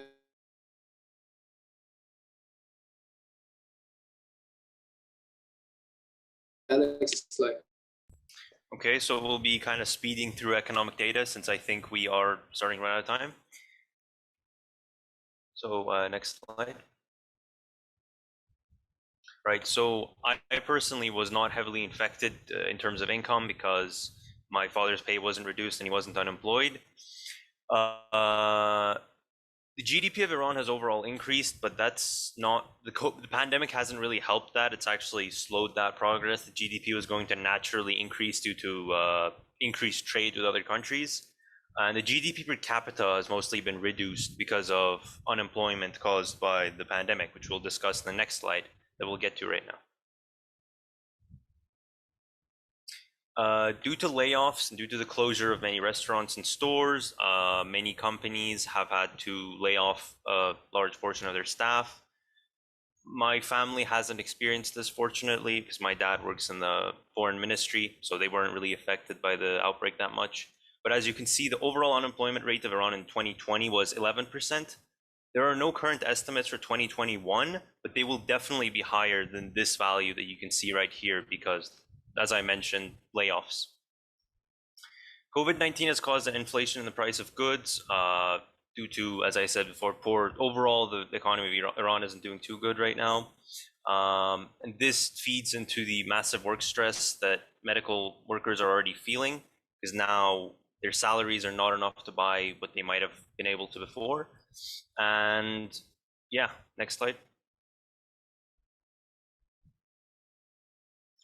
School teachers, when there were face-to-face classes, teachers, especially older ones, definitely felt less safe, especially since students very often don't properly follow health protocols. But at the same time, online learning has also resulted in students paying way less attention and they perform much more poorly, and education overall is much more slower. Next slide. Yeah, as I said, online learning hasn't been particularly successful. Technical issues have been relatively common, and students definitely do pay less attention when staring at a screen instead of being in a classroom. And not having face-to-face classes just means teachers can't use physical teaching props, and as a result, the students just understand content more slowly, so education is just going a lot more slowly and less efficiently. And thankfully, the government was able to provide tablet internets to rural areas. But now the impact on restaurants, there has been very minor assistance to restaurants, financial assistance. And that is unfortunate because restaurants have lost a lot of income, particularly those that aren't well established or don't have delivery networks, because not a lot of people go to restaurants anymore due to being forced to follow hygienic protocols, and they are closed spaces for the most part, so they're very dangerous. Next slide. Impact on retailers. Retailers have not been overly affected because they're considered essential stores, and people still go to them because they're forced to, basically. But still, many of them are also able to keep up their numbers of sales through deliveries. Better known retailers, as a result, haven't really lost their income. Lesser known ones or retailers without delivery services lost income. And because of this, they might have been forced to downsize, which reduced the rates of employment. Next slide. And yes, hope is a youth. Next slide. So yes, we hope that we get more doses of vaccines in Iran so that everyone can get vaccinated and we can go back to normal life as it was before the pandemic. As we talked about it before, government performances haven't been fantastic, but I do hope that it improves. I also hope that people comply with hygienic protocols more efficiently so that we can come out to this pandemic better than ever before. Thank you. I guess we're finished. Thank you. That was a great presentation. So one quick reminder before we go off to our next participant, that is be mindful of the time limit because we're kind of going behind on our schedule. So if you can speed it up, that would be amazing. So now we are going back to island countries, starting with Philippines. The floor is yours. Feel free to start whenever you're ready. So hi everyone, I'm Nicole and I'm going to be talking about the Philippines. Next slide, please. So the Philippines is an archipelagic country and located in the Southeast Asia. Next page, please. And these are the exact coordinates of the Philippines. Next page, please.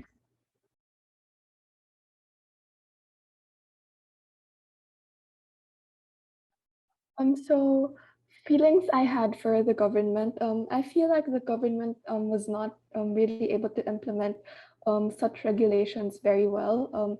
Although they had very good intentions of their outline and outlook for the country, the implementation was not well just because the citizens, they didn't really follow or they didn't believe that such protocols would help, and thus the country, it was kind of moving on a pedestal that only certain people would follow. And suggestions, I feel like the country could have closed its borders earlier. If you didn't know, the Philippines actually closed very late. There were already several reported cases in the country before the government decided closing down its borders. And during the first few months of the lockdown, every city received like a grocery package from the government. However, this was not sustained in the long run. Next page, please.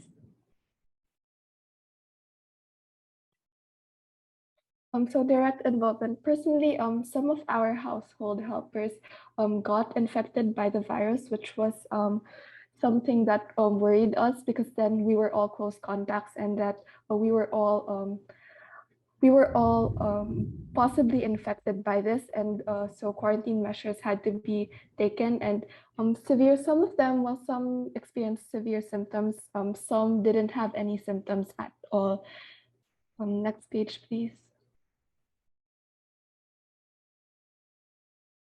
So for me, the pandemic really took a toll on my mental health. Before all this, I was used to going out almost every day and I'd play golf every week and see my friends on a regular basis. But because of the pandemic, everything stopped, and I really felt isolated by this. However, after a few months down the road, I got back to socializing again. I was able to speak to most of my friends and I was able to break that cycle. Next page, please. So the Philippines is ranked 115th in the corruption index and its score was 34. So as you can see, it's not really that good. It's part of the lower boundary of the index. Next page, please. Next page, please. So for the number of infections, we've had almost 2 million infections as of August 2021.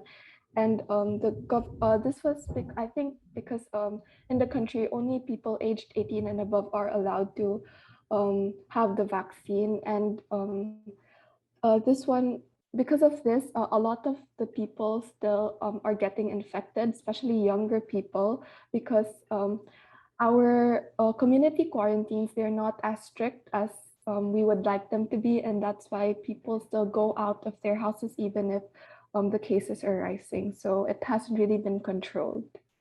Next page, please. And we have around 34,000 deaths as well. And this has been increasing since last year, little by little as well. Next page, please. However, our survival rate is 650,000, which is, I feel that it's not so bad. However, the ratio compared to the people getting infected and the deaths, I feel like this could be improved with proper measures taken place. Next page, please. So for the availability of vaccines, as you can see, the country has actually gotten a lot of vaccines. However, not everybody, there are a lot of citizens who prefer not to get the vaccine or prefer a certain brand. And so if another brand is given, they refuse to get the vaccines. That's why not a lot of the citizens in the Philippines are actually fully vaccinated. Next page, please. Next page, please. So the Philippines has suffered a recession due to the COVID-19 pandemic, and its GDP has fallen by almost 10%. And the income inequality rate in the country has been more than 25% now. Next page, please. And the unemployment rate is 7.7%. Next page, please. So on its impact on medical workers, as you can see, the income of the medical workers in the Philippines is not that high as compared to the salaries that medical workers get in other countries. And because of this, there's a scarcity of medical workers in our country, specifically because a lot of medical graduates migrate to different countries to practice medicine. And because of this, also the demand of the work and sacrifices being needed in exchange for this job has increased stress amongst the medical workers. Next page, please. So teachers struggled with online learning as students were not as participative and they were often distracted as well. Additionally, the internet availability, this was a struggle to most teachers, especially in areas with little to no signal. And also you could see that the income that the teachers get, it's actually below just a little bit above the average, which is not really that much. And the country has also been experiencing a huge unemployment rate for the teachers because teachers in the country, they're usually government funded, and because of that, the government lacks money to source teachers, and thus we don't really have a lot of teachers in the country. Next page, please. And basically for students, it was hard for them to interact and participate online. So it also added stress on the students and made them distracted as well. And additionally, the access to internet was an issue. Next page, please.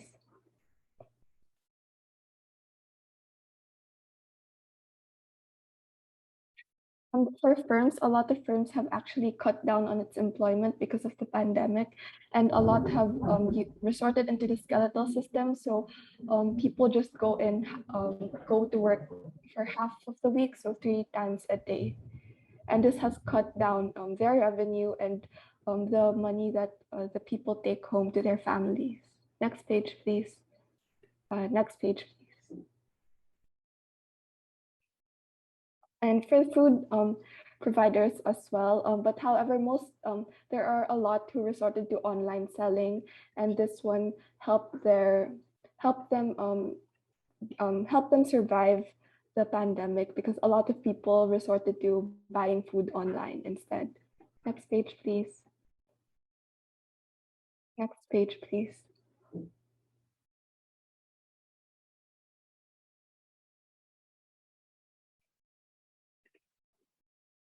And I'll just this for my hope as a youth. Next page, please. Next page, please.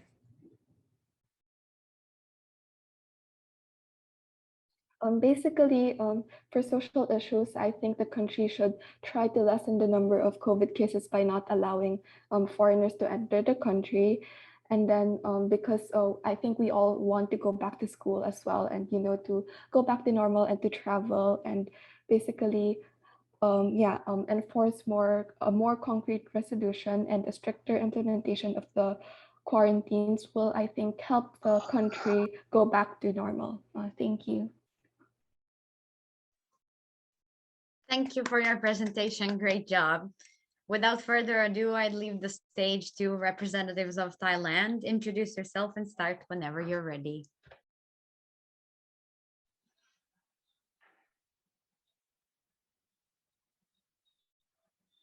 Can we please have the slides?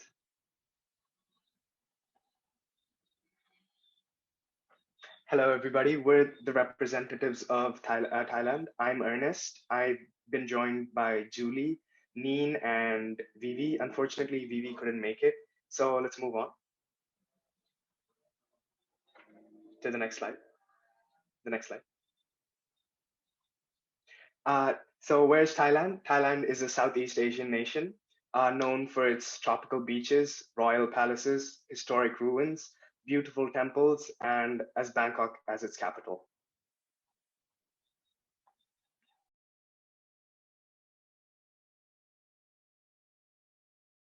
So feelings for the government during the early beginnings of the pandemic, specifically during the early 2020, Thailand's intense COVID-19 relief response included a month-long intense lockdown. We also had social distancing procedures and the establishment of the Center for COVID-19 Situation Administration, also known as the CCSA, which provided informative daily updates to the pandemic situation.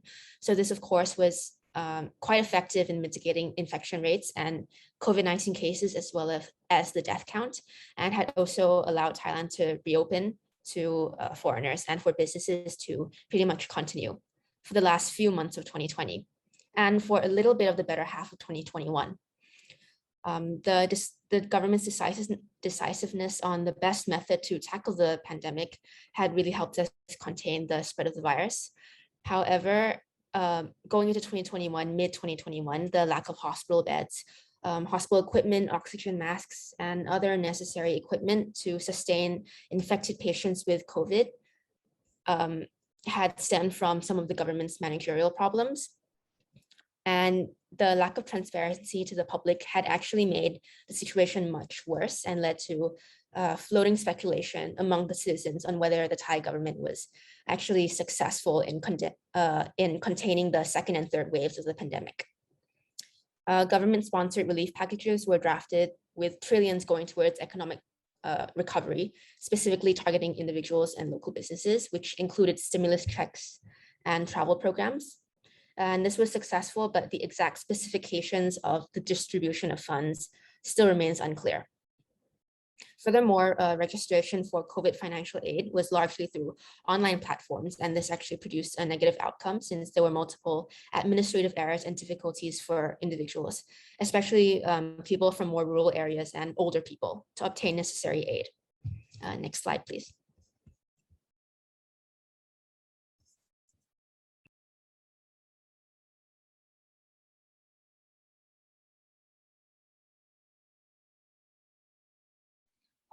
Sorry. Unfortunately for the four of us, only my distant family member got infected. So my uncle and his wife actually got infected. At first, the symptoms were quite mild. So they were prescribed this traditional herbs called green karata. It is known to be able to help with the effect of the symptoms. But after a while, they got worse and they had to be hospitalized. That process was kind of challenging actually, because at that time, about a month ago, the number of cases are rapidly increasing. So the number of beds are not easily available. Unfortunately, they got beds at hospitals and made a full recovery.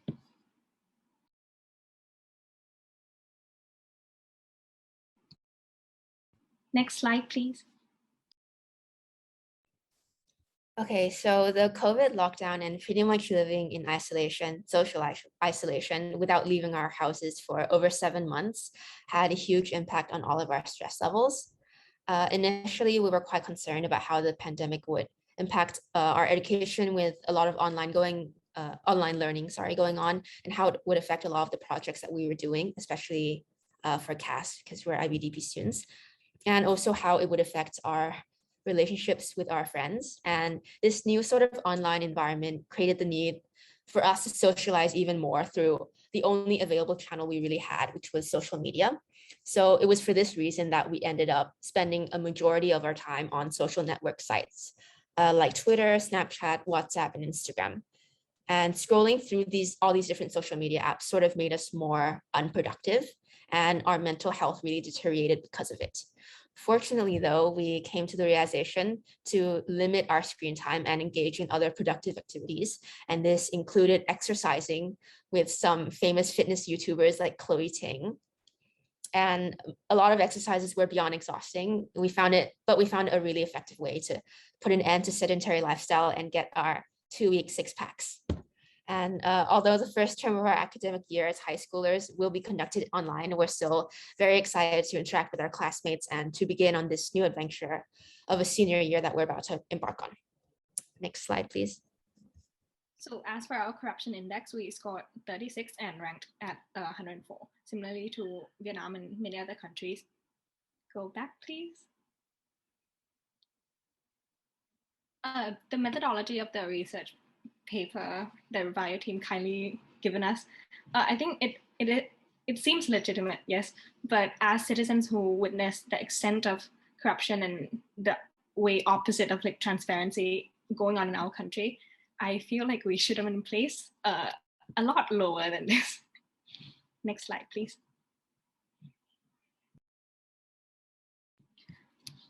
Now on to our health cases stats.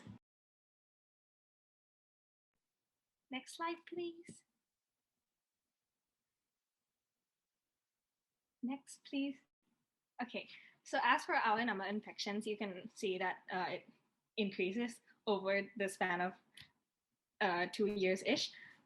We officially had 3 waves of COVID-19, but many claim that there are like unofficially 4 because of the intensity of this current situation right now. So certain thing that contribute to this rapid increase for the past few months is actually the political unrest, mainly due to our political leader and all the problems that happened in the past few weeks because of certain decisions made.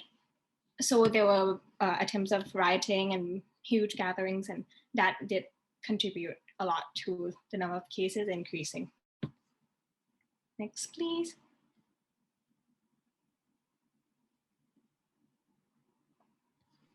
So the number of deaths really sort of coincide with the infection rates in that as of now, we have actually 11,589 cumulative deaths since the start of the COVID pandemic. And there had been a steady growth from September 5th to March 7th, pretty steady and slow growth. However, there was a pretty much more exponential growth that happened through March 7th all the way to June 6th, where we had a growth of more than 1,000. Yeah, and this, the biggest contributor to this is suspected to be due to the easing of some COVID-19 protocols. Government-sponsored travel incentive programs, including the highly popular Phuket Sandbox project, and as Neen said, some bouts of crowd gatherings and riots due to political unrest. So many criticized the government's lack of immediate response following the second and third COVID waves. Because of confusions with specific conditions to mandated lockdowns and inefficiencies with vaccine procurement, as well as lack of medical equipment and etc. Next slide, please. So these are the number of COVID survivors for these 3 months. The trend is quite confusing, I can admit, but thanks to our hard work and effort from our frontline workers, we still remain hopeful in regards to how they treat the patients and how certain symptoms are being treated. Next, please.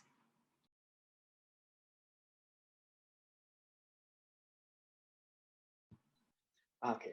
Thailand currently has 5 different types of vaccines, AstraZeneca and Sinovac being the most abundant. They are provided to Thai citizens free of cost by the government. Sinopharm and Pfizer are under the national vaccine program, but citizens or foreigners have to pay for those. Janssen is provided by the French government, and only French citizens uh, are allowed to take the Janssen vaccine.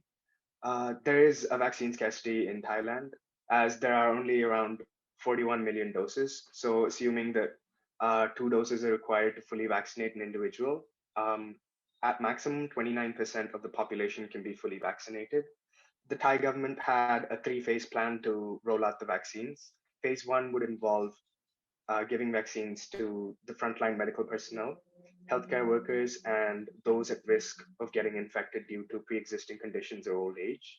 Phase 2 would involve giving the vaccines to non-medical personnel that interact with a large number of people and are exposed to high-risk situation. We're currently in phase 2, and phase 3 would be giving vaccines to the general population. Next slide, please. Unfortunately, we don't have enough time to go over every slide. So we will be, could we move back to the previous slide?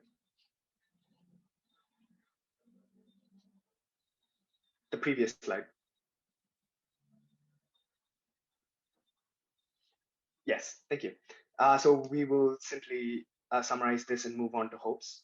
So Thailand's GDP dropped significantly because of disappointing foreign tourism due to restrictions. This resulted in low income level and a rise in unemployment because tourism accounts for 1/5 of the GDP of Thailand. Teachers found it hard to switch over to online platforms, and students found it hard to concentrate during lesson times. Could we move on to hopes and future plans?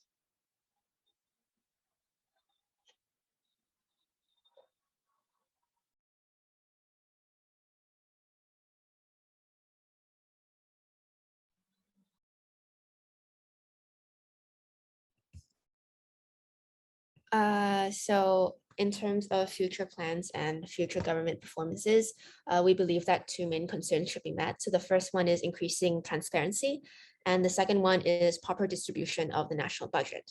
So in terms of proper budgeting, we need to ensure both short-term solutions as well as long-term sustainability.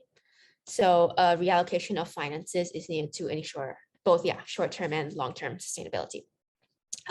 Short-term methods include increasing spending on its stimulus checks, hospital equipment such as PPE, and procuring more vaccines, specifically more mRNA vaccines, which are shown to be more effective. Quotas can also be implemented to ensure a fair distribution of vaccines to both urban and rural areas. For long-term methods, we can focus more on protecting small businesses and underpaid workers, and as well as improving education for a more digitized economy.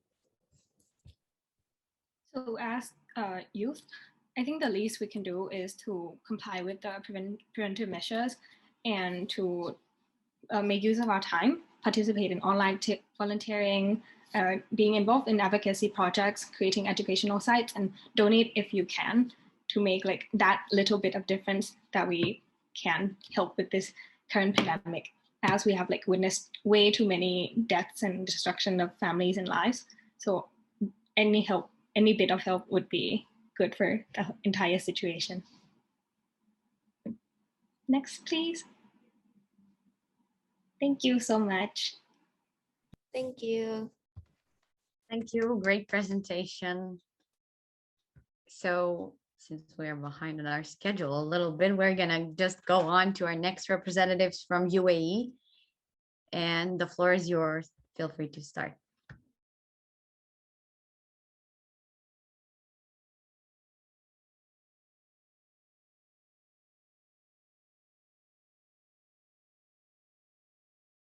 Hi, okay, I've tried to reach out to Omar, but he's not responding.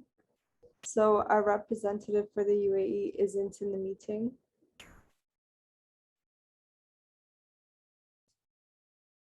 Okay, then. Seems like we're gonna go back to the schedule and continue on with Serbia.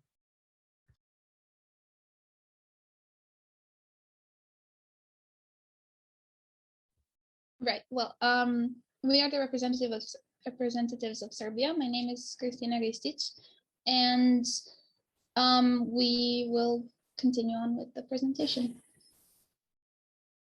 as soon as my friend introduces herself. Hello, my name is Emilia. Can you, right? Okay. Well, my friend and I wrote the report for Serbia, and if you can't hear me, we can go to the next slide. Next one. Okay, so Serbia is a country in Europe, in the Balkan Peninsula. It's the country in the center of it. And because it had very important transport routes in Europe, it had a little bit of an interesting situation that they didn't close the borders when the virus started. So that led to more cases than it should have been because of its location. But as a country, later and everything went fine. So this is the location of the country. Next slide. Okay, we can go on to the next slide.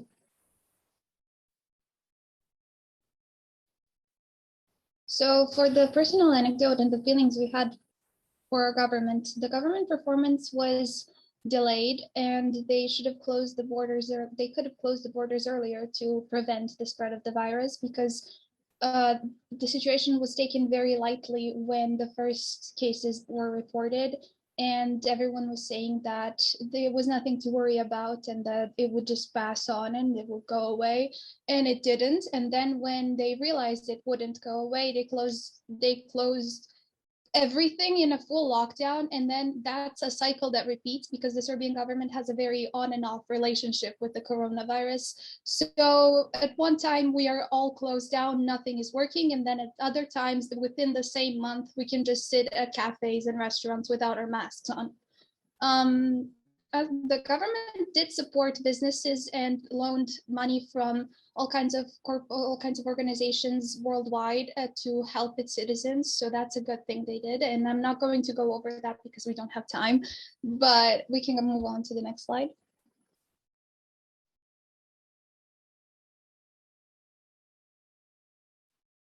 For the direct involvement, I personally wasn't infected, but I do know a lot of people who were, and the common symptoms people had were headaches, fevers, coughing, sneezing, pneumonia, all kinds of chronic pain, etc. And what I think is very important when it comes to self-care is not only taking vitamins and taking care of your diet and eating healthy and also going outside. It's also important to preserve yourself mentally and do things that make you happy in these very trying times. If we can go on to the next slide.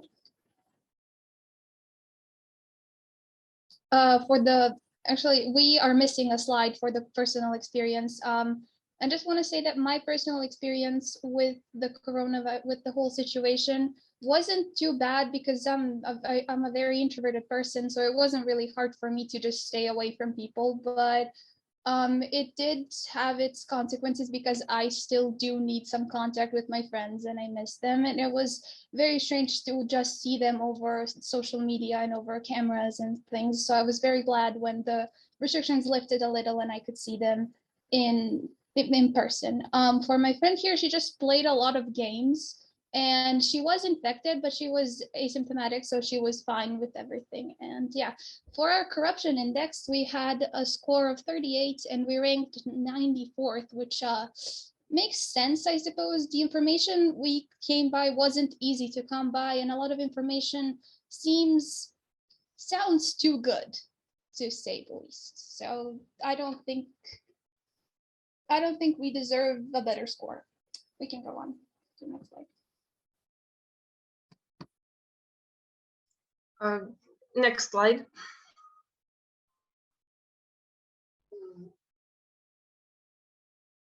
Thank you.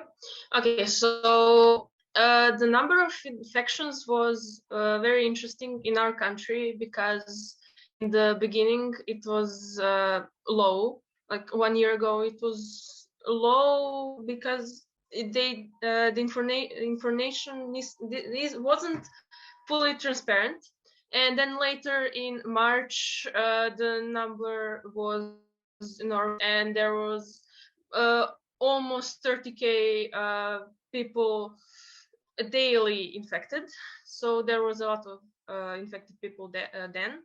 But 3 months ago, after vaccines started to be distributed, a lot less people started to were infected, and then everything was slowly starting to go down, every number. And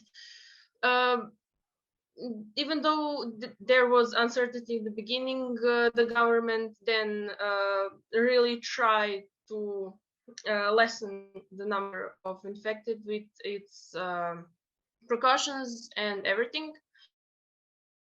So are now fine or within a limit. Next slide.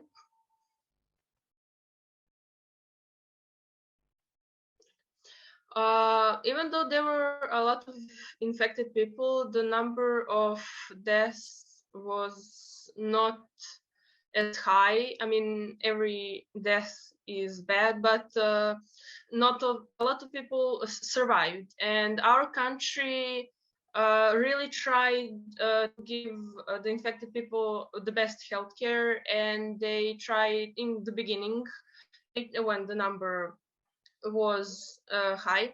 They really tried to get as much respirators as they can so that the people that were really endangered could have a proper health care and a higher rate to survive.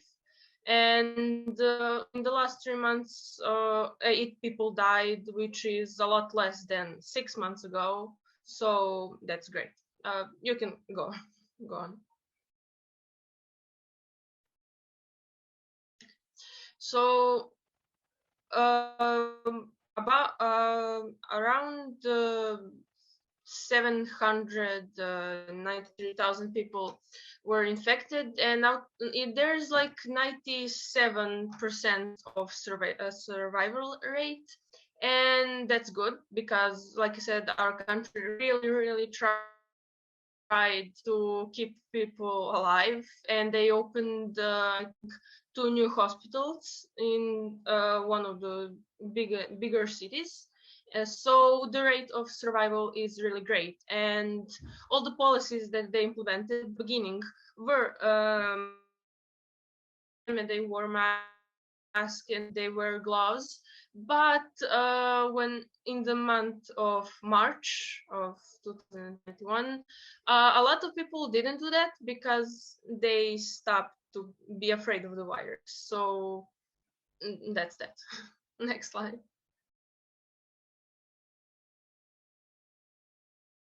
Okay.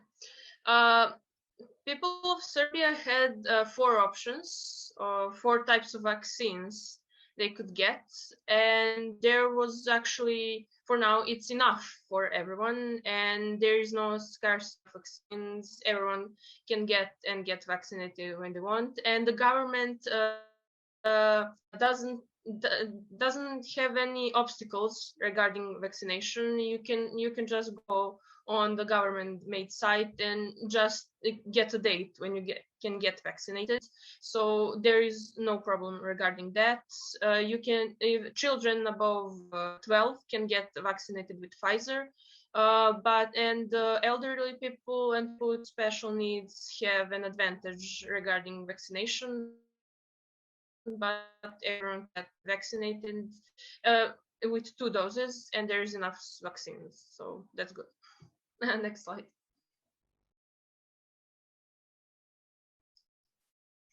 My friend. Yeah, so we can go on to the next slide.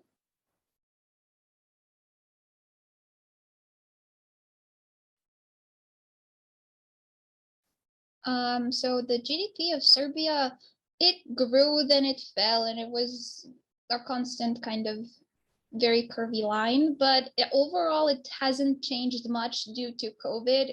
There's still a consistent growth and it's still predicted to just grow. So there hasn't been a lot of change considering that. And our income inequality rate is 36.2. We can go on. Right. The unemployment rate of Serbia is 9.8. We can go on.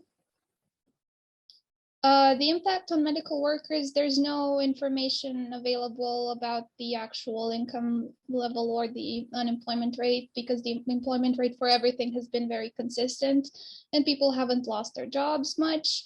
But the work stress has been getting to the medical workers and it was kind of forbidden for them to take a leave, and their reasons for leaving of work would be investigated, and it was just another source of stress. We can go on.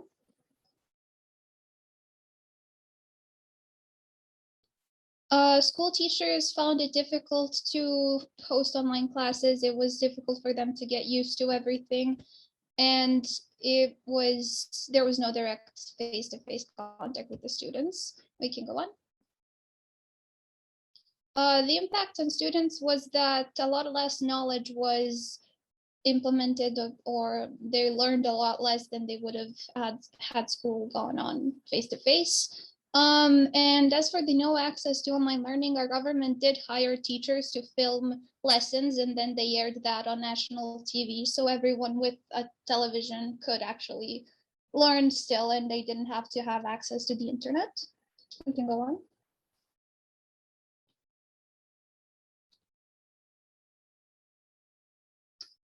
The impact on firms, well, a lot of the government did help firms and all kinds of lower enterprises, and there was not a significant loss in employers, but in employees, but there was a loss in revenue because of the COVID-19 situation and because a lot less product was used and bought and distributed.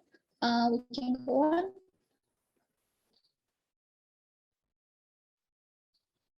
Restaurants were used a lot less because not a lot of restaurants in Serbia, especially in like smaller towns, have the ability to deliver food, so they just kind of mostly closed down. The government did offer support in 2 billion RDS, and the employment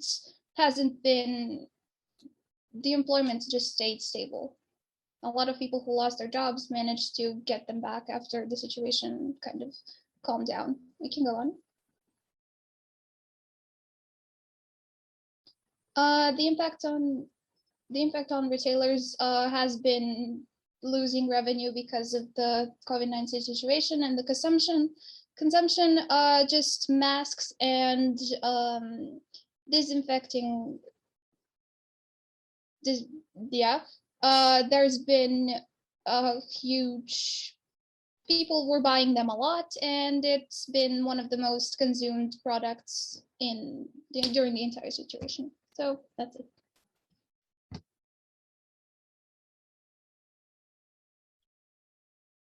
Slide. Well, we just hope that our country be more transparent if everything like this ever happens. They really tried with healthcare and they succeeded mostly. We hope that every young person in our country will try and make our country better and follow the rules and the regulations that our country implements, and that we will trust each other more and learn to help each other. That's it. Thank you. Thank you for the insight in your country's situation. Now our last country for this session, and we are going to Far East, to the country of the rising sun. So representatives of Japan, the floor is yours.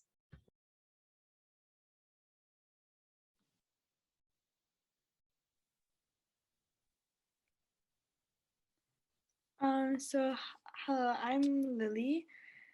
And I'm Suri. And we're the representatives of Japan. So next slide, please. So Japan is in the continent of Asia. It's in the northeast, and it's east of the Euro-Asian continent. Next slide, please. Now we're going to talk about our personal anecdote. Next, please. Japan may have had a good start. However, this pandemic has once again highlighted flaws in the government's ineptitude in crisis management. Communications of what the plans are and less groundless optimism and more leaders to make policies and analyze situations are some of our suggestions to the government. And handouts for families in need and the possibility of the government providing monthly payments is the government support. So our families weren't infected. However, for my family, a family friend was, and also I had a friend along with her family that was infected. My family friend was 93, but surprisingly, she was asymptomatic. And then my friend and her family had mild symptoms like fever, headache, and congestion. And my family and I, like the way we took care of ourselves is we just basically followed the public health guidelines. Next slide, please. So my personal experience during COVID was I was on social media more, and through social media, I learned a lot more about the world and my stance in it, and I became more educated on global issues, and I had more time to think and observe, so I discovered more things about myself. And like others, I had a little struggle with mental health, but now that I'm not in quarantine anymore, it's better. For me personally, I really felt like the pandemic taught me the importance of the people around me. And, it was uneasy realizing that I can no longer see the people I used to see every day, but they were the people that helped me go through my challenges, and they were my motivation during quarantine. Next, please. The corruption index of Japan was score of 74 and was ranked on 19. Next, please.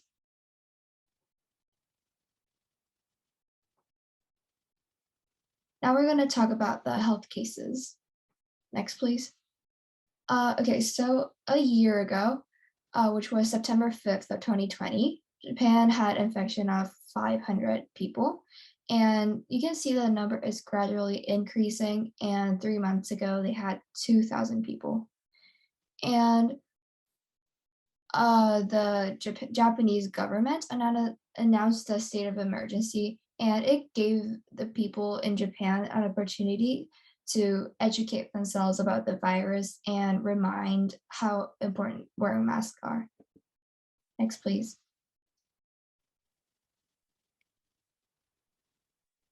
So for the number of deaths, you can see that it was slowly going up, but then in the past 3 months, it had a steep increase.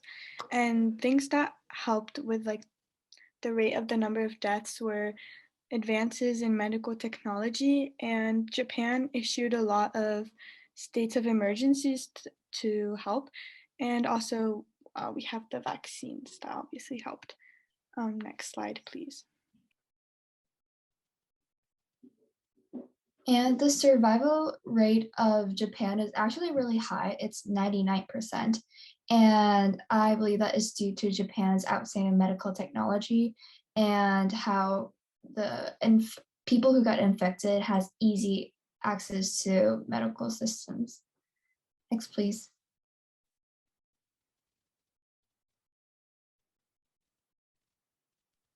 So in Japan, the largest vaccine quantity was Pfizer. And Japan at first had a supply that was enough to cover the whole population. However, with the Tokyo 2020 Olympics, there was an increase in number of visitors, which means that we had a shortage of vaccines. And so at first, the launch of the pharmaceutically approved vaccines were delayed because Japan wanted domestic clinical studies in addition to Pfizer's testing in other countries. Next slide, please. And now we're going to talk about the economic data. Next, please. So the GDP of Japan decreased by 3.4%, and which comes after a 6.4% decline during the last quarter of 2019. As the coronavirus is leaving a significant impact on the economy, it is also widening the gap between the rich and the poor as well. Next, please. So Japan usually has a pretty low unemployment rate. However, Japan during the pandemic faced the largest decline in job availability in 49 years, and the unemployment rate rose for the first time in 11 years. Right now, it's 3%, and since the pandemic started, around 100,000 people have become unemployed. Next slide, please. And Japan's healthcare system is currently really overwhelmed by the increasing number of new cases, especially because of the 2020 Tokyo Olympics. And the Japan Times reported that over 50% of nurses at the hospital considered quitting because of the stress they're getting from work. And they have been constantly facing discrimination and harassment due to their job. Next slide, please. So, how the students felt during the pandemic varied because some students found it more beneficial and convenient. And for students that struggled with social interaction, this was a good thing. However, obviously, other students struggled with the online learning. University students particularly said that they didn't like it. And at first, most private schools in Japan were able to adapt to the change and apply online learning quickly. However, public schools, because of the rapidity of the situation, they weren't able to cope well with the situation. Next slide, please. And in terms of the firms and businesses, about 70% of the Japanese companies engaged in expanding overseas are reevaluating their business because of the impact of the pandemic. And since last year, 64% of firms with business related to dealings abroad has been negatively impacted. And in terms of profit, companies were negatively affected, and over 1,000 companies have gone bankrupt because of reduced working hours. Next slide, please.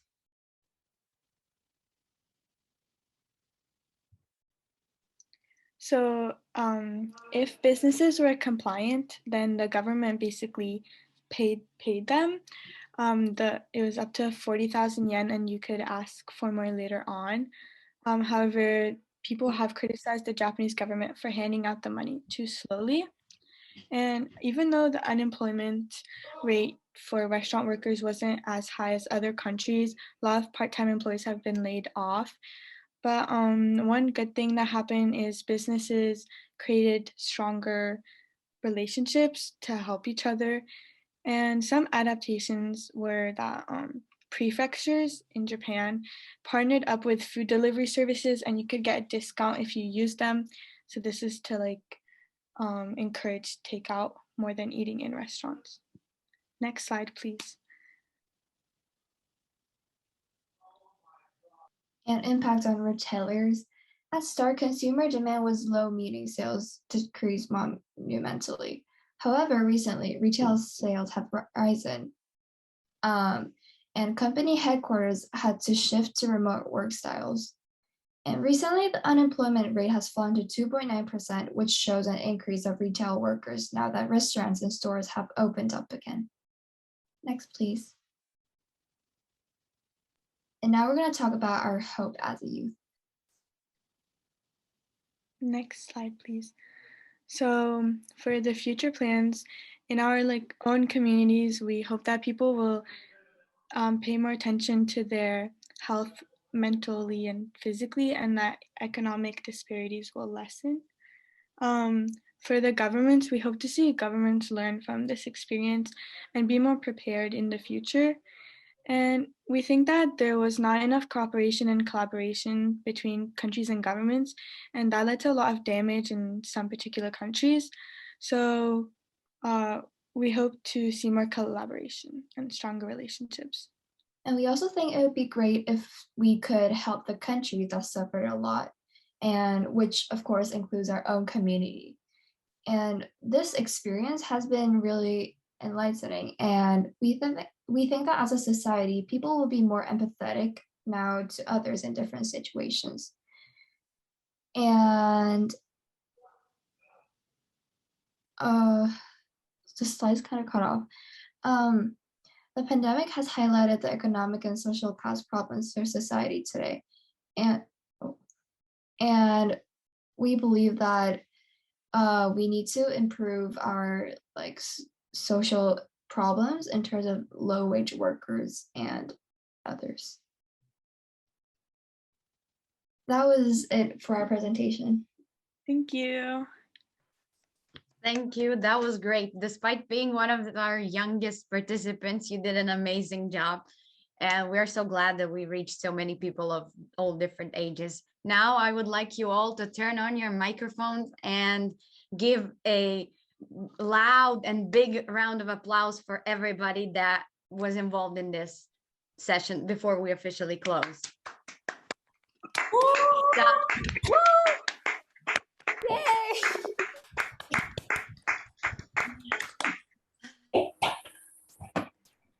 Okay, so now I will leave the stage for our founder.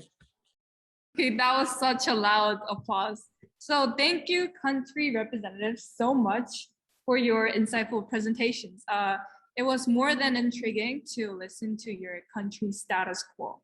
The recordings of our presentations will be uploaded onto our YouTube account. So to wrap up, we have all had a remarkable week. Whether your attempt to participate in a global scale project was intimidating or not, we all had like an experience I doubt any of us will ever forget. So I would like to take this opportunity to thank my leadership cohort, team leaders and members for their tireless energy and commitment to construct a week filled with opportunity for everyone to freely voice their thoughts. And everyone, again, please join me in a warm, appreciate round of applause for them. Woo!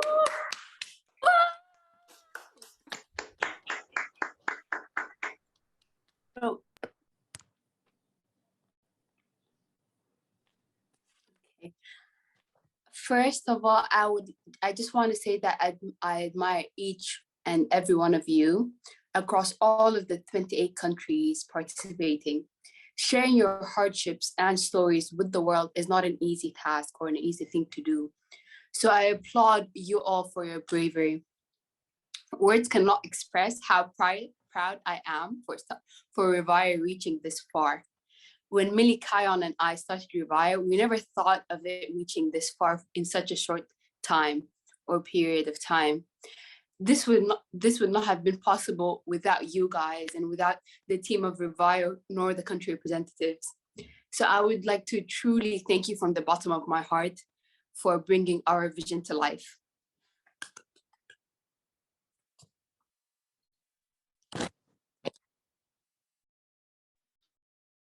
Thank you, Seda. So in the opening session, I promised some type of words of wisdom or something to close this session officially. And I don't have any. Just kidding. I would say that we fulfilled the sole purpose of our project if we successfully reached you guys and made you at least learn one new thing, whether it is about yourself, about your country, or some other country in the world. And we've heard some very different stories, but generally that this pandemic impacted us all very greatly. But the message I would like you to take from this experience in this project is that you first question everything that you get your hands on. So all the information, the data, everything that your government said, everything other participants said, take it with a grain of salt. think with your head, because that's how progress is made in science, in life. And I highly encourage you to do so. And I hope that you are going to stay positive as you are, and really hope, because as we said, hope as a youth is mostly the most important part of this project, because we are the future. And I honestly am looking forward to working with you in the future, and I hope that it's bright for us. So thank you all for coming to this event. Before that, I would like to hand it to Ariaka. Hi everyone, you guys have been such a great cohort this past week. Help us conduct more productive and engaging camps. You can fill the feedback form sent in the chat right now, but we will also send it on Discord. And we also have another opportunity for you to share your COVID story and experience as a country representative in Revire's first camp. You can now join Revire as a champion. A champion is someone who has overcome all the challenges that they have come across during this pandemic. More details about this will be announced shortly.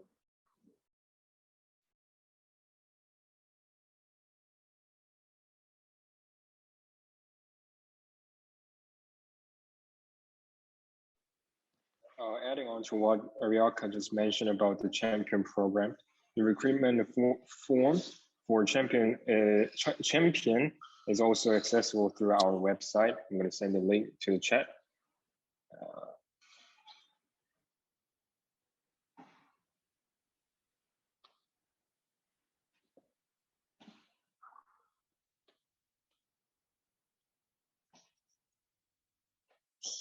Also, since Revire is an ongoing and an ever-growing youth organization, we will be recruiting passionate team members who can endeavor to develop Revire all the more.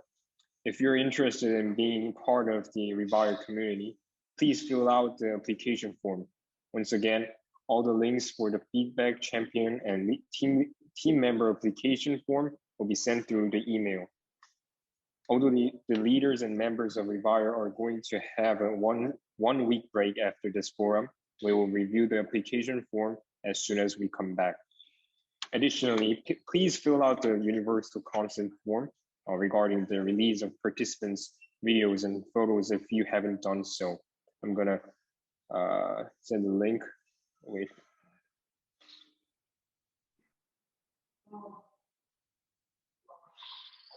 Oh, Ariaka already sent it.